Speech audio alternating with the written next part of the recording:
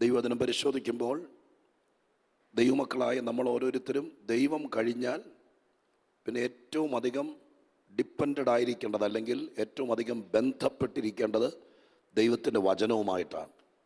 സ്തോത്രം. ദൈവമാണ് നമുക്ക് ഏറ്റവും വലിയ പിടി, അല്ലെങ്കിൽ ഏറ്റവും വലിയ ബലം. അത് കഴിഞ്ഞാൽ പിന്നെ മറ്റാരേക്കാൾ ദൈവത്തിൻ്റെ വചനവുമായിട്ടാണ് നമ്മുടെ ഏറ്റവും വലിയ ബലവും പിടിയുമായിരിക്കേണ്ടത്. തിരുവെഴുത്ത് പറയുന്നത്, നമ്മുടെ പ്രാർത്ഥന പോലും നന്നായി ഫലിക്കണമെങ്കിൽ ദൈവവചനവുമായി നമുക്ക് അഭേദ്യമായ ബന്ധമുണ്ടാകണം. സ്തോത്രം. ദൈവവചനവുമായിട്ടുള്ള ബന്ധം. അപ്പോൾ ചോദിച്ചേക്കാം, വചനമൊന്നും അറിയാൻ വയ്യാത്ത ഒത്തിരി ആൾക്കാർ പ്രാർത്ഥിക്കുമ്പോൾ വിടുതലും കാര്യങ്ങളൊക്കെ നടക്കുന്നില്ലെന്ന് ചോദിച്ചേക്കാം. രണ്ട് രീതിയിൽ ആ കാര്യത്തെ കാണണം. കർത്താവിൻ്റെ ചോരയാൽ വീണ്ടെടുക്കപ്പെട്ട് രക്ഷിക്കപ്പെട്ട് കർത്താവിൻ്റെ കൃപയിൽ വന്നാൽ പിന്നെ അവരുടെ വ്യവസ്ഥകളും അവരുടെ നിബന്ധനകൾക്കും മറ്റൊന്നായിട്ടാണ്. സ്തോത്രം. ലോകത്തിന് ദൈവമായ കർത്താവ് ഇടപെടുന്നത് പോലല്ല ദൈവത്തിൻ്റെ മക്കളോട് ദൈവം ഇടപെടുന്നത്. അവരെ സംബന്ധിച്ച് ദൈവവചനം, പ്രാർത്ഥന കേൾക്കാൻ പോലും വളരെ പ്രാധാന്യമാണ്. പ്രാർത്ഥന നമുക്ക് ദൈവമായ കർത്താവ് നമ്മൾ ചോദിക്കുന്ന കാര്യം നിറവേറ്റി തരണമെങ്കിൽ വചനവുമായിട്ട് നമുക്ക് ബന്ധമുണ്ടാകണമെന്ന് ഒരു വ്യാഖ്യാനമല്ല, അപ്പോസ്തലന്മാർ ആരെങ്കിലും പറഞ്ഞതല്ല. കർത്താവായ യേശു ഇവിടെ വന്നപ്പോൾ പറഞ്ഞ ഒരു വാചകത്തിനകത്ത് ആ കാര്യം സ്പഷ്ടമായിട്ടുണ്ട്. നിങ്ങൾ ആകാംക്ഷയോടെ കാത്തിരിക്കുന്നതുകൊണ്ട് ഞാൻ ആ വാക്യം ഒന്ന് ചൂണ്ടിക്കാണിച്ച് വന്നിട്ട് രാത്രിയിലെ സന്ദേശത്തിലേക്ക് നമുക്ക് കടക്കാൻ വേണ്ടി ആഗ്രഹിക്കാം. യോഹന്നാൻ്റെ സുവിശേഷം 15-ാം അധ്യായത്തിൻ്റെ 7-ാം വാക്യം. അത് കുറിവാക്യമല്ല, രാത്രി നമ്മൾ മറ്റൊരു സന്ദേശമാണ് ചിന്തിക്കാൻ ആഗ്രഹിക്കുന്നതെങ്കിലും നമ്മളിപ്പോൾ ആ വാക്യത്തെ ഒന്ന് നിങ്ങളുടെ ശ്രദ്ധയിൽപ്പെടുത്തിയിട്ട് നമ്മൾ ഒരുമിച്ച് നമ്മുടെ മനസ്സ്, എൻ്റെ കഴിവിൻ്റെ പരമാവധി ദൈവത്തോട്, ദൈവവചനത്തോട്, നിങ്ങളെ ഒത്തിരി അടുത്തിരിക്കുന്നവരാണ്, ഒത്തിരി ദൈവിക ബന്ധമുള്ളവരാണ്, പരിശുദ്ധാത്മാവുമായിട്ട് വളരെ അടുപ്പമുള്ളവരാണ്. ഇതൊക്കെ അറിയാമെങ്കിലും കുറേയും കൂടി ദൈവത്തോട് അടുക്കാൻ ദൈവമായ കർത്താവ് ഈ പ്രാർത്ഥനയിൽ ഞാൻ നിങ്ങളുടെ കൂടെയുള്ള ദിവസങ്ങളിൽ കഴിഞ്ഞാൽ ധന്യമാണ് എന്ന് വിചാരിച്ചുകൊണ്ട് ഞാൻ 15-7 ഇപ്രകാരമാണ് എഴുതിയിരിക്കുന്നത്. നിങ്ങൾ എന്നിലും എന്റെ വചനം നിങ്ങളിലും വസിച്ചാൽ നിങ്ങൾ ഇച്ഛിക്കുന്നത് എന്തെങ്കിലും അപേക്ഷിപ്പീൻ, അത് നിങ്ങൾക്ക് കിട്ടും. നോക്കുക വാക്യം. യേശുക്രിസ്തു പറയുകയാണ്, ഇച്ഛിക്കുന്നത് എന്തെങ്കിലും അപേക്ഷിപ്പീൻ, അത് നിങ്ങൾക്ക് കിട്ടിയിരിക്കും. സ്തോത്രം. അത്ര ഉറപ്പ് തരാൻ ലോകത്തിൽ മറ്റാർക്കും കഴിയല്ല, കർത്താവിന് മാത്രമേ കഴിയത്തുള്ളൂ. ഇച്ഛിക്കുന്നതെല്ലാം തരാൻ പറ്റിയ ഒരപ്പനും ലോകത്തിലില്ല, ഇച്ഛിക്കുന്നതെല്ലാം തരാൻ പറ്റിയ ഒരധികാരിയും ലോകത്തിലില്ല. പക്ഷെ കർത്താവായ യേശുക്രിസ്തു ഒരിക്കലും കള്ളം പറയാത്തത്, അല്ലെങ്കിൽ ആളുകളെ കൊണ്ട് കൈയടിപ്പിക്കാൻ വേണ്ടി എന്തെങ്കിലും പറയുന്നവനല്ലല്ലോ കർത്താവ്. ആ കർത്താവ് പറഞ്ഞിരിക്കുന്ന വാക്ക് ഇതാണ്, നിങ്ങൾ ഇച്ഛിക്കുന്നത് എന്തെങ്കിലും അപേക്ഷിപ്പീൻ, അത് നിങ്ങൾക്ക് കിട്ടിയിരിക്കും. സ്തോത്രം. അപ്പോഴും നമുക്ക് ഒരു കോൺഫ്ലിക്റ്റ്, അല്ലെങ്കിൽ നമ്മുടെ മനസ്സിനകത്ത് ചിന്തിച്ചേക്കാം, അങ്ങനെയൊക്കെ വാക്യം ഉള്ളപ്പോൾ തന്നെ ഇച്ഛിക്കുന്നതോ ആഗ്രഹിക്കുന്നതോ അല്ല. ഈ മാസം കഴിഞ്ഞു പോകുന്നതിനേക്കാൾ മുമ്പ് നമുക്ക് അത്യാവശ്യമായ ലജ്ജിക്കപ്പെട്ടിരിക്കുന്ന വിഷയത്തിന് ഒരു പരിഹാരം ഉണ്ടാകാൻ വേണ്ടിയിട്ടാണ് നമ്മൾ ഉപവസിച്ച് പ്രാർത്ഥിക്കുന്നത്. സ്തോത്രം. അപ്പോൾ വചനത്തിനകത്ത് ഇച്ഛിക്കുന്നത് എന്തെങ്കിലും അപേക്ഷിച്ചോ അത് തരാമെന്ന് കർത്താവ് പറഞ്ഞിരിക്കുമ്പോൾ നമ്മൾ ഒരുപാട് പേരെ കൊണ്ട് ഒത്തിരി പ്രാർത്ഥിച്ചിട്ടും നടക്കാതെ വരുമ്പോൾ നമ്മുടെ മനസ്സിനകത്തൊരു ചിന്താഗതി തെറ്റായി തോന്നാൻ ഇടയായി തീർന്നേക്കാം. അതിന് ഈ വാക്യത്തെ ഒന്നോടെ സൂക്ഷ്മമായി പരിശോധിച്ചാൽ കാര്യം മനസ്സിലാക്കാം. വാക്യത്തിനകത്ത് കർത്താവ് പറഞ്ഞിരിക്കുന്നു, ഇച്ഛിക്കുന്നത് എന്തെങ്കിലും അപേക്ഷിക്ക്, അത് നിങ്ങൾക്ക് കിട്ടും എന്ന് കർത്താവ് പറയുമ്പോൾ 2 കൊച്ചു ഡിമാൻഡുകൾ ആ വാക്യത്തിനകത്തുണ്ട്. 2 ഡിമാൻഡുകൾ. എന്താണ് ഡിമാൻഡുകൾ? എല്ലാ അനുഗ്രഹത്തിൻ്റെയും എല്ലാ വാഗ്ദത്തത്തിൻ്റെയും അകത്ത് ദൈവമായ കർത്താവ് മറച്ചു വെച്ചിരിക്കുന്ന ഡിമാൻഡുകൾ കണ്ടേക്കാം. സ്തോത്രം. ഇച്ഛിക്കുന്നത്, ഇന്ന് രാത്രി ഈ ദിവസങ്ങളിൽ ഇവിടെ പ്രാർത്ഥനയ്ക്കായി വന്ന് ദൈവസന്നിധിയിലായിരിക്കുമ്പോൾ നമുക്ക് ആ വാക്യത്തെ സ്തോത്രം വിമർശനാത്മകമായിട്ടെല്ലാം നേരിട്ട് വളരെ വിശ്വാസത്തോടെ തന്നെ നമുക്ക് ഒരുമിച്ച് വിശ്വസിച്ചുകൊണ്ട് പറയാം, ഇച്ഛിക്കുന്നത് തരുന്ന ഒരു ദൈവമുണ്ട്. എത്ര പേർക്ക് ഇന്ന് രാത്രി ഈ പ്രാർത്ഥനയ്ക്കകത്ത് ഇരിക്കുമ്പോൾ സന്തോഷത്തോടെ പറയാൻ പറ്റും, കർത്താവിൻ്റെ തിരുസന്നിധാനത്തിൽ ഇച്ഛിക്കുന്നത് തരാൻ ഒരു ദൈവമുണ്ടെന്നുള്ളത് സഭയുടെ വലിയ പ്രതീക്ഷയാണ്. ഇന്ന് രാത്രിയിലും ഈ പ്രാർത്ഥനയിൽ ഈ ട്രാഫിക് ജാമിൻ്റെ ഇടയിൽ ഓടിക്കതച്ച് ഇവിടെ വന്നിരിക്കുമ്പോൾ നിങ്ങളോട് പറയാൻ പരിശുദ്ധാത്മാവ് ആദ്യം എൻ്റെ വായിൽ തരുന്നത്, നീ ഇച്ഛിക്കുന്നത് തരുവാൻ ലോകത്തിൽ ആരുമില്ലെങ്കിലും സ്വർഗത്തിലെ ദൈവത്തിൻ്റെ പുത്രൻ ഇന്ന് രാത്രി നമ്മോട് പറയുന്നത്, നീ ഇച്ഛിക്കുന്നത് അപേക്ഷിക്ക്, അത് നിനക്ക് കിട്ടിയിരിക്കും. സ്തോത്രം. ഈ കാര്യങ്ങളൊക്കെ വ്യാഖ്യാനിക്കാൻ നമ്മൾ നിൽക്കേണ്ട കാര്യമില്ല. ആ കാര്യങ്ങൾ പറഞ്ഞാൽ അതുപോലെ വിശ്വസിച്ച് സംഭവിക്കും. കർത്താവേ, അങ്ങല്ലേ പറഞ്ഞത് ഇച്ഛിക്കുന്നത് അപേക്ഷിച്ചാൽ കിട്ടുമെന്ന്. പക്ഷെ അവിടെ എഴുതിയിരിക്കുന്ന രണ്ട് കാര്യങ്ങളാണ്, രണ്ട് ഡിമാൻഡുകളാണ്. ഇച്ഛിക്കുന്നത് അപേക്ഷിച്ചാൽ കിട്ടണമെന്നുണ്ടെങ്കിൽ രണ്ട് കാര്യങ്ങൾ അതിനകത്തുണ്ട്. ഒന്നാമത്തെ കാര്യം, നിങ്ങൾ എന്നിൽ വസിക്കണം. യോഹന്നാന്റെ സുവിശേഷത്തിലെ ആത്മീയതയെക്കുറിച്ച് എഴുതിയിരിക്കുന്ന യോഹന്നാന്റെ ഒരു കാഴ്ചപ്പാടാണ്. ഓരോ ബൈബിളിലെ എഴുത്തുകാർക്കും ആത്മീയതയെക്കുറിച്ച്, സ്പിരിച്വാലിറ്റിയെക്കുറിച്ച് അവർക്ക് ലഭിക്കുന്ന ചില പ്രത്യേക കാര്യങ്ങളും ചില പ്രത്യേക വാക്കുകളും ഉണ്ട്. പ്രത്യേകിച്ച് പൗലോസ് അപ്പോസ്തലൻ കൂടെ പറയുന്നൊരു വാക്കുണ്ട്, സ്തോത്രം, നമ്മുടെ മുമ്പിൽ വെച്ചിരിക്കുന്ന ഓട്ടം സ്ഥിരതയോടെ ഓടുക. നിങ്ങൾ നന്നായി ഓടിയിരുന്നു, ഞാൻ നല്ല പോർ പൊരുതി ഓട്ടം തികച്ചു. ഈ ഓട്ടം എന്ന് പറയുന്ന വാക്ക് അത് അദ്ദേഹത്തിൻ്റെ ഒരു ഫ്രേസാണ്. ഉദ്ദേശിക്കുന്നത് ആത്മീക ജീവിതത്തെയാണ്. അപ്പം ആത്മീക ജീവിതത്തെ ഇതിനോടൊക്കെ ഉപമിച്ച് ഇങ്ങനെയുള്ള എഴുത്തുകാർ പറയാറുണ്ട്, യോഹന്നാന്റെ എഴുത്തുകൾ ലേഖനത്തിനകത്തും സുവിശേഷത്തിനകത്തും യേശുവാണത് പറഞ്ഞത്. അതിൻ്റെ ചുവട് പിടിച്ച് ലേഖനത്തിനകത്തെല്ലാം യോഹന്നാൻ ആവർത്തിച്ച് പറയുന്നൊരു വാക്കുണ്ട്, അവനിൽ വസിക്കുക, അവനിൽ ഇരിക്കുക. സ്തോത്രം എന്ന് പറയുന്ന വാക്ക് അത് ആത്മീയതയുടെ ഏറ്റവും പ്രധാനപ്പെട്ട ഒരു വലിയ ചുവടുവെപ്പാണ്. ഒരു മനുഷ്യന് ദൈവത്തോട് എത്രത്തോളം അടുക്കാൻ കഴിയുമെന്ന് ഇവിടെ ഇരിക്കുന്ന ദൈവമക്കളോട് ആരെങ്കിലും ചോദിച്ചാൽ അവർക്ക് തൻ്റെ ഇടമായി പറയാം, 10 അടി ദൂരെ നിന്ന് കാണാമെന്നല്ല, ദൈവ ഹൃദയം തുറന്നിട്ടിരിക്കുകയാണ്. വിശ്വസിക്കാൻ മനസ്സുണ്ടെങ്കിൽ നിനക്ക് ദൈവത്തിന്റെ അകത്ത് കയറി വസിക്കാം. എത്ര പേർ ആത്മാവിൽ ആഗ്രഹിക്കുന്നുണ്ട് ദൈവസന്നിധാനത്തിൽ, കർത്താവേ അകലെ നിന്ന് കണ്ടിട്ട് പോകുകയല്ല, അകത്ത് കയറി വസിക്കാം. ദൈവം തന്നെ ഹൃദയം തുറന്നിട്ടിരിക്കുമ്പോൾ അവനിൽ വസിക്കാനുള്ള ക്ഷണം ലഭിച്ച ദൈവത്തിന്റെ മക്കൾ എത്ര പേർ സന്തോഷത്തോടെ ദൈവകൃപയോടെ അവനിൽ ഇരിക്കാൻ, അവനിൽ വസിക്കാൻ, ആ വാക്കിനെ വിശ്വസിക്കുന്നവർ ഒരുമിച്ച് ഈ രാത്രി സജീവമാകേണ്ടതിന്, ആത്മാവിൽ ബലപ്പെടേണ്ടതിന്, വിശ്വസിച്ചുകൊണ്ട് അകത്തേക്ക് കയറാൻ.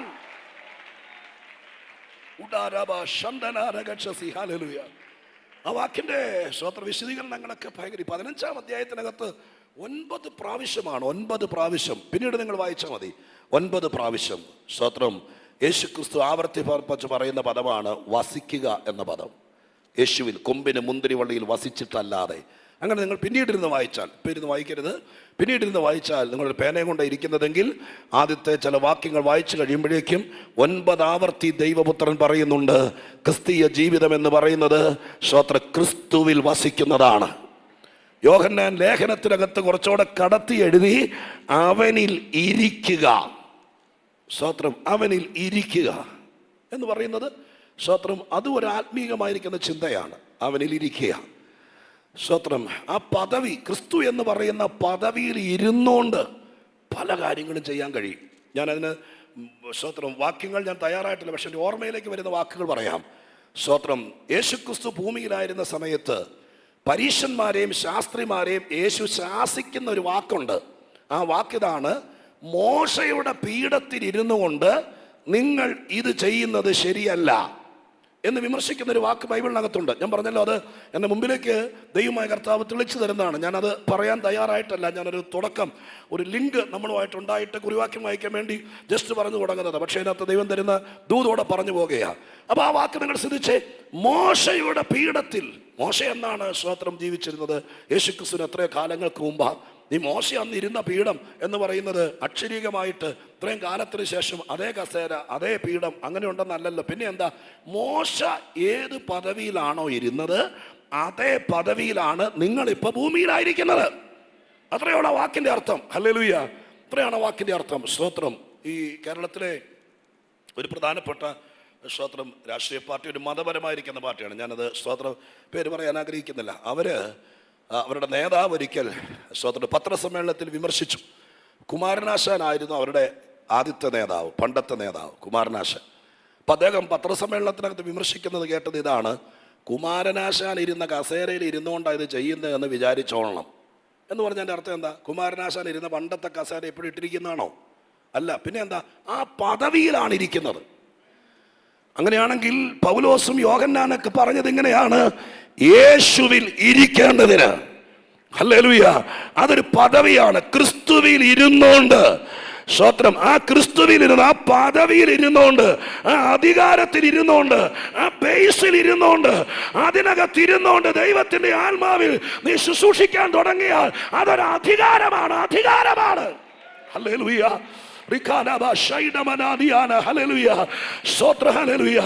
ചീഫ് മിനിസ്റ്റർ 5 വർഷം കൂടുമ്പോൾ കേരളത്തിലെ കർണാടകത്തിലേക്ക് മാറി മാറി വരും. പക്ഷെ അവരിയ്ക്കുന്ന കസേരയ്ക്ക് ഒരു അധികാരമുണ്ട്. ആ കസേരയിൽ ഇരുന്നാൽ സംസ്ഥാനം അവരുടേതാണ്, രാജ്യം അവരുടേതാണ്. അങ്ങനെയാണെങ്കിൽ ഇന്ന് രാത്രി ദൈവാത്മാവ് വ്യാഖ്യാനിച്ചു പറയുന്നു, ഇന്ന് രാത്രികാലം അകന്ന് നിൽക്കാനല്ല, യേശുവിൽ ഇരിക്കാൻ, അവനിൽ വസിക്കാൻ. ഇതിനകത്ത് ചിലരെ സ്വർഗത്തിലെ ദൈവം ആത്മാവിൽ നിയോഗിക്കുകയാണ്. നീ ആദ്യം അവനിൽ ഇരുന്നോണ്ട് ചിലത് ചെയ്യാൻ തുടങ്ങുമ്പോൾ, ചിലത് പറയാൻ തുടങ്ങുമ്പോൾ, അന്ധകാര കോട്ടകളെ തകർക്കാൻ യേശുവിൽ ആ അധികാരത്തിൽ ഇരുന്നോണ്ട്. Hallelujah, praise the Lord, hallelujah. ഈ 15-ന്റെ 7-ാമത്തെ വാക്യത്തിനകത്ത് ആദ്യത്തെ ഡിമാൻഡ് യേശു പറഞ്ഞത് ഇങ്ങനെയാണ്: നിങ്ങൾ എന്നിൽ വസിക്കുക. ഞാൻ അതിലേക്ക് ഇറങ്ങുന്നില്ല, വലിയ ആഴമുള്ള ചിന്തയാണ്. പക്ഷെ ഞാൻ പറയാൻ വന്നത് പൂർത്തീകരിച്ചിട്ട് വേണമല്ലോ എനിക്ക് ബാക്കി പറയാൻ. അടുത്ത ഡിമാൻഡാണ് പ്രാർത്ഥന ദൈവം കേൾക്കാൻ, ഇച്ഛിക്കുന്നത് നൽകാൻ. 2-ാമത്തെ ഡിമാൻഡാണ്, ഞാൻ വചനവുമായിട്ട് ബന്ധം ഉണ്ടാകണമെന്നാണ് പറഞ്ഞത്. സ്തോത്രം. അതിന് 2-ാമത്തെ ഡിമാൻഡാണ്. 2-ാമത്തെ ഡിമാൻഡ് എന്താ എഴുതിയിരിക്കുന്നത്? സ്തോത്രം, നിങ്ങൾ എന്നിലും എൻ്റെ വചനം നിങ്ങളിലും വസിച്ചാൽ. സ്തോത്രം. ആ പ്രയോഗം നിങ്ങൾ നോക്കിയേ. യേശു പറയുന്നു നിങ്ങൾ എന്നിൽ വസിക്കുക. അത് നമ്മൾ ഇന്ന് രാത്രി മനഃപൂർവ്വമായിട്ടൊരു ബ്രാക്കറ്റിലിട്ട് മാറ്റി വയ്ക്കുക. ചിന്തിച്ചാൽ ഒത്തിരി ആഴത്തിലേക്ക് പോകേണ്ടി വരും. 2-ാമത്തത് എൻ്റെ വചനം നിങ്ങളിൽ വസിക്കുക. അങ്ങനെ എൻ്റെ വചനം നിങ്ങളിൽ വസിച്ചാൽ നിങ്ങൾ ഇച്ഛിക്കുന്നത് എന്തെങ്കിലും അപേക്ഷിക്ക്, അത് നിങ്ങൾക്ക് കിട്ടും. എത്ര പേർക്ക് ആ വാക്യം അടിവരയിട്ടിട്ട് വിശ്വസിക്കാൻ കഴിയും? ഹല്ലേലൂയ. എന്ത് വിഷയം വന്നാലും കർത്താവുമായിട്ടുള്ള ബന്ധം കൂടണം ഈ പ്രാർത്ഥനയ്ക്കകത്തെല്ലാം. ഈ വാക്യങ്ങളൊക്കെ നമുക്ക് തരുന്നത് ഒരറിവല്ല, ഇതൊരു റിലേഷനാണ്. സ്തോത്രം. എൻ്റെ വചനം നിന്നിൽ വസിച്ചാൽ. എന്താണ് യേശു ഉദ്ദേശിച്ചത്? ദൈവത്തിൻ്റെ വചനം നമ്മുടെ ഉള്ളിൽ വസിച്ചാലാണ് ഇച്ഛിക്കുന്നത് എന്തെങ്കിലും അപേക്ഷിച്ചാൽ നൽകുന്നതെന്ന് എഴുതിയിരിക്കുന്നു. വാസ്തവത്തിൽ എന്താണ് യേശു ഈ നമ്മൾ ചിന്തിക്കാറുണ്ടോയെന്ന് അറിയില്ല.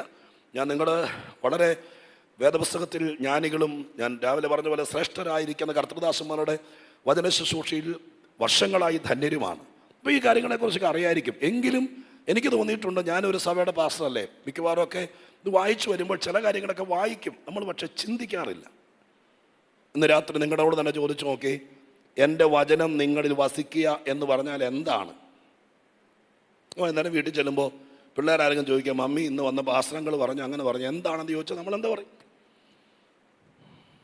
പെട്ടെന്ന് നമ്മുടെ മനസ്സിനകത്തേക്ക് 66 പുസ്തകത്തിലെ 31,173 വാക്യങ്ങളും മനപ്പാഠം പഠിച്ച് ഹൃദയത്തിനകത്ത് വെച്ചുകൊണ്ടിരിക്കുകയാണെങ്കിൽ ഇച്ഛിക്കുന്നത് തരാം എന്നാണ് പറഞ്ഞത് എന്നാണ് ഉദ്ദേശിച്ചത്. അങ്ങനെ ഉദ്ദേശിച്ചെങ്കിൽ നമ്മളിൽ പലരും ചുറ്റിപ്പോവുള്ളൂ. കാരണം അത്രയും ഓർമ്മയൊന്നും നമുക്കില്ല. സ്തോത്രം. സ്കൂളിൽ പഠിച്ച കാലത്ത് 2ന്റെ പട്ടിക പഠിക്കാൻ ഞാൻ എന്തോരം പാടുപെട്ടെന്നറിയാം. ഇപ്പോഴും ഞാനൊരു സത്യം പറയാം. സ്തോത്രം. ഈ ബൈബിൾ വായിക്കും, ശുശ്രൂഷയ്ക്ക് ശരിയാണ്. പക്ഷെ പല വാക്കുകൾ എൻ്റെ കഴിവുകേട് ഞാൻ പറയുകയാണ്. വാക്യങ്ങൾ എവിടാണെന്ന്, അതല്ലെങ്കിൽ ഒരു കൊച്ചു സങ്കീർത്തനം പോലും മനപ്പാടം ഒറ്റയടിക്ക് ഇപ്പം നിന്നടുത്ത് നിന്ന് പറയാൻ പറഞ്ഞാൽ എന്നെ കൊണ്ട് ചിലപ്പോൾ ഒത്തുന്നിരിക്കുകയില്ല. 23-ാം സങ്കീർത്തനം പോലും തെറ്റാതെ പെട്ടെന്നൊന്ന് പറയാൻ പറഞ്ഞാൽ ചിലപ്പോൾ എന്നെ കൊണ്ട് പറ്റിയെന്നിരിക്കുകയില്ല. സ്തോത്രം. അപ്പോൾ 119-ാം സങ്കീർത്തനം പോലും കാണാതെ പറയുന്ന ആളുകൾ നമ്മുടെ ഇടയിലുണ്ട് താനും.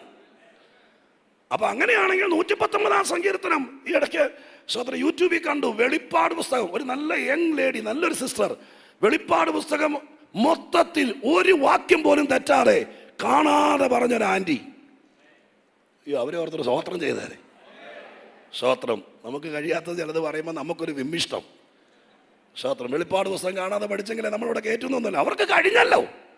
നമ്മുടെ ഇടയിൽ ഇങ്ങനെയൊക്കെയുള്ള ആൾക്കാരുണ്ടല്ലോ. അതിനായി ദൈവത്തിന് സ്തോത്രം ചെയ്യുക. അപ്പോൾ 119-ാം സങ്കീർത്തനോ വെളിപ്പാട് പുസ്തകമോ കൊരിന്ത്യർ ലേഖനം 13-ാം അധ്യായമൊക്കെ മനപ്പാഠം ഹൃദയത്തിനകത്ത് പഠിച്ചു വെച്ചെങ്കിലേ ഇച്ഛിക്കുന്നത് ലഭിക്കത്തുള്ളൂ എന്ന് പറഞ്ഞാൽ അതിനകത്തൊരു മുഖപക്ഷം ഉണ്ടാവും അല്ലേ? ഇപ്പം ദൈവം പറയും കർത്താവ് കാണിക്കുന്നത് മോശമാണ്. എനിക്ക് ന്യായമായിട്ടും പറയാം, ചതിയായിപ്പോയി. കാരണം എന്താ? ഓർമ്മയില്ലാത്ത, ബുദ്ധിയില്ലാതെ, എന്നെ കഴിവില്ലാത്തവനായി പോയില്ലേ. സ്തോത്രം. നിങ്ങളെപ്പോലെ ബുദ്ധിയുള്ളവർക്ക് വേണമെങ്കിൽ മുഴുവൻ പഠിച്ചു വെച്ചിട്ട് എല്ലാം മേടിച്ചെടുക്കാൻ ദൈവത്തിൻ്റെ എന്ന്. പക്ഷെ ഓർമ്മയില്ലാത്തവൻ എന്ത് ചെയ്യും? അപ്പം യേശു ക്രിസ്തു ഒരിക്കലും മനപ്പാഠം ബൈബിള് പാടിച്ച് ഹൃദയത്തിൽ സംഗ്രഹിക്കാനല്ല പറഞ്ഞത്. പിന്നെ എന്താണ് എൻ്റെ വചനം നിന്നെ വസിക്കുക എന്ന് യേശു ഉദ്ദേശിച്ചത്? ഞാൻ ഇങ്ങനെ നിങ്ങളോട് പറയാം. ഞാൻ പറഞ്ഞത് 23-ാം സങ്കീർത്തനത്തെ കുറിച്ച് പറഞ്ഞല്ലോ. 23-ാം സങ്കീർത്തനം എനിക്ക് വേണമെങ്കിൽ ഇപ്പോൾ ഒറ്റയടിക്ക് കാണാതെ പറയാൻ ആ വാക്യങ്ങൾ ചില പറ്റിയെന്നിരിക്കുകയല്ല, എല്ലാവരെ കൊണ്ട് ഒത്തുന്നിരിക്കുകയല്ല. പക്ഷേ ഇപ്പോൾ പാസ്റ്റർ പറയാണ്, ഇപ്പോൾ പ്രസംഗിക്കാൻ പോകുന്ന ആ പ്രസംഗം ഇന്ന് പ്രസംഗിക്കേണ്ട, 23-ാം സങ്കീർത്തനത്തിൻ്റെ ഉള്ളടക്കം പ്രസംഗിച്ചാൽ മതിയെന്ന് പറഞ്ഞാൽ എനിക്ക് കാണാതെ അറിയില്ലെങ്കിലും അതിൻ്റെ ഉള്ളടക്കം എൻ്റെ ഉള്ളിലുണ്ട്. മനസ്സിലായോ? സ്തോത്രം, ഹല്ലേലൂയ.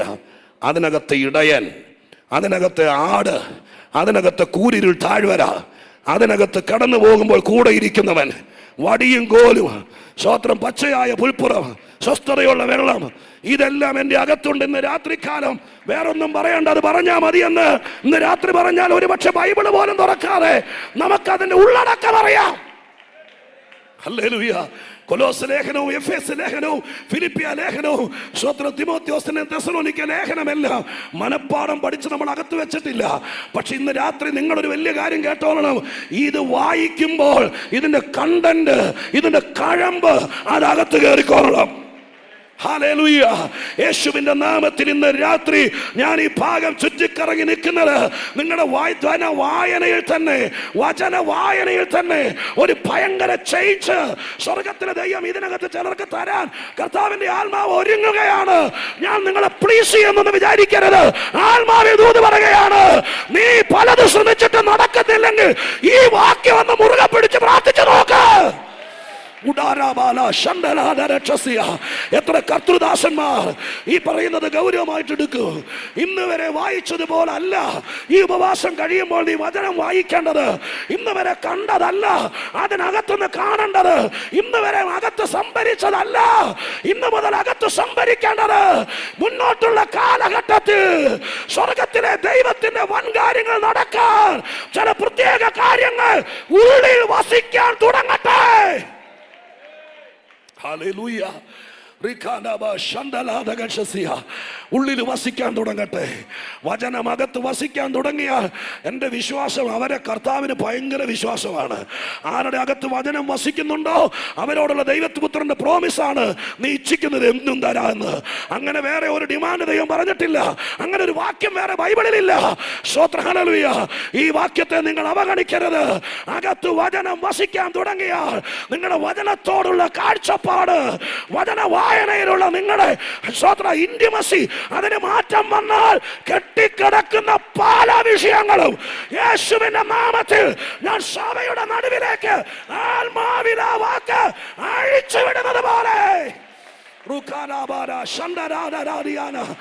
പ്രാർത്ഥിച്ചോണ്ട്, കരമടിക്കുന്ന കൂടെ പ്രാർത്ഥിച്ചോണ്ട്, അന്യഭാഷ പറയുന്ന കൂടെ പ്രാർത്ഥിച്ചോണ്ട്, കർത്താവേ കർത്താവേ അങ്ങയുടെ വചനം എൻ്റെ അകത്ത് വസിക്കാൻ ഒരു വലിയ മാറ്റം എനിക്ക് തരണമെന്ന് പ്രാർത്ഥിച്ചേ പ്രാർത്ഥിച്ചേ പ്രാർത്ഥിച്ചേ പ്രാർത്ഥിച്ചേ പ്രാർത്ഥിച്ചേ കരമടിക്കുന്ന കൂടെ ആത്മാവിൽ പ്രാർത്ഥിച്ചോണ്ട് പറ. വലിയ മാറ്റം വരാൻ പോകുകയാ, വലിയ ശുശ്രൂഷകൾ വെളിപ്പെടാൻ പോകുകയാ.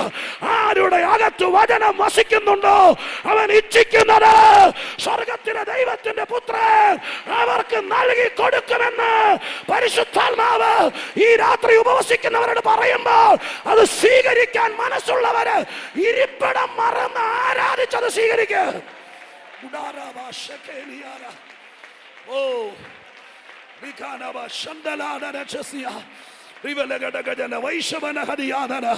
ഒരുപക്ഷെ നിങ്ങൾ വീട്ടമ്മയായിരിക്കാം. നിങ്ങൾ ഈ പട്ടണത്തിൽ ഒരു സാധാരണ ഡെയിലി വേജസിൽ ജീവിക്കുന്ന ഒരു സാധാരണക്കാരനായിരിക്കാം. ഒന്നര പാസ്റ്റർമാരുണ്ട്, അവരൊക്കെ ഇത് ചെയ്യട്ടെ, നമ്മളിപ്പോൾ കുത്തിപ്പിടിച്ചിരുന്നുകൊണ്ട് വചനകത്ത് വസിപ്പിക്കേണ്ട കാര്യമില്ലല്ലോ എന്ന് നിങ്ങൾക്കൊരു തോന്നലുണ്ടായിരുന്നെങ്കിൽ ഇന്ന് രാത്രി നിങ്ങളോട് പറയാം, പ്രസംഗം ഉണ്ടാക്കാൻ വേണ്ടി മാത്രമല്ല ദൈവത്തിൻ്റെ വചനം ശ്രദ്ധിക്കുന്നത്. ഇതകത്ത് വസിച്ചാൽ നമുക്ക് ഗുണമാണ്. സ്തോത്രം, ഹല്ലേലൂയ. ഇതകത്ത് വസിച്ചാൽ നമുക്ക് ഗുണമാണ്. തിരുവെഴുത്തിൽ പറയുന്നുണ്ട്, വചനം ശ്രദ്ധിക്കാത്തവൻ്റെ പ്രാർത്ഥന തന്നെ ദൈവത്തിന് വെറുപ്പാണ്. അങ്ങനെ വാക്യം നിങ്ങൾ കണ്ടിട്ടുണ്ടോ? സദൃശവാക്യത്തിനകത്താണ്. ഒന്ന് വായിക്കാമോ? 28:9. സദൃശവാക്യങ്ങൾ 28:9 ഒന്ന് വായിക്കാമോ? 28:9 സദൃശവാക്യങ്ങൾ 28:9 എന്താ എഴുതിയിരിക്കുന്നേ? ന്യായപ്രമാണം കേൾക്കാതെ ചെവി തിരിച്ചു കളഞ്ഞാൽ, ന്യായപ്രമാണം കേൾക്കാതെ ചെവി തിരിച്ചു കളഞ്ഞാൽ അവന്റെ പ്രാർത്ഥന തന്നെയും വെറുപ്പാകുന്നു. ആ വാക്ക് കേട്ടോ, ന്യായപ്രമാണം എന്നത് ഒരു പഴയ നിയമ കോണ്ടസ്റ്റിലാണ് അവിടെ എഴുതിയിരിക്കുന്നത്. ന്യായപ്രമാണം എന്ന് കേട്ടപ്പോഴേക്കും യഹൂദൻ്റെ സാധനമാണെന്ന് നമ്മൾ പെട്ടെന്ന് കരുതരുത്. വചനത്തിന് ബൈബിളിനകത്ത് തന്നെ 60 പര്യായ പദങ്ങളുണ്ട്. ദൈവവചനത്തിന് 60ഓടത്തോളം പര്യായ പദങ്ങൾ.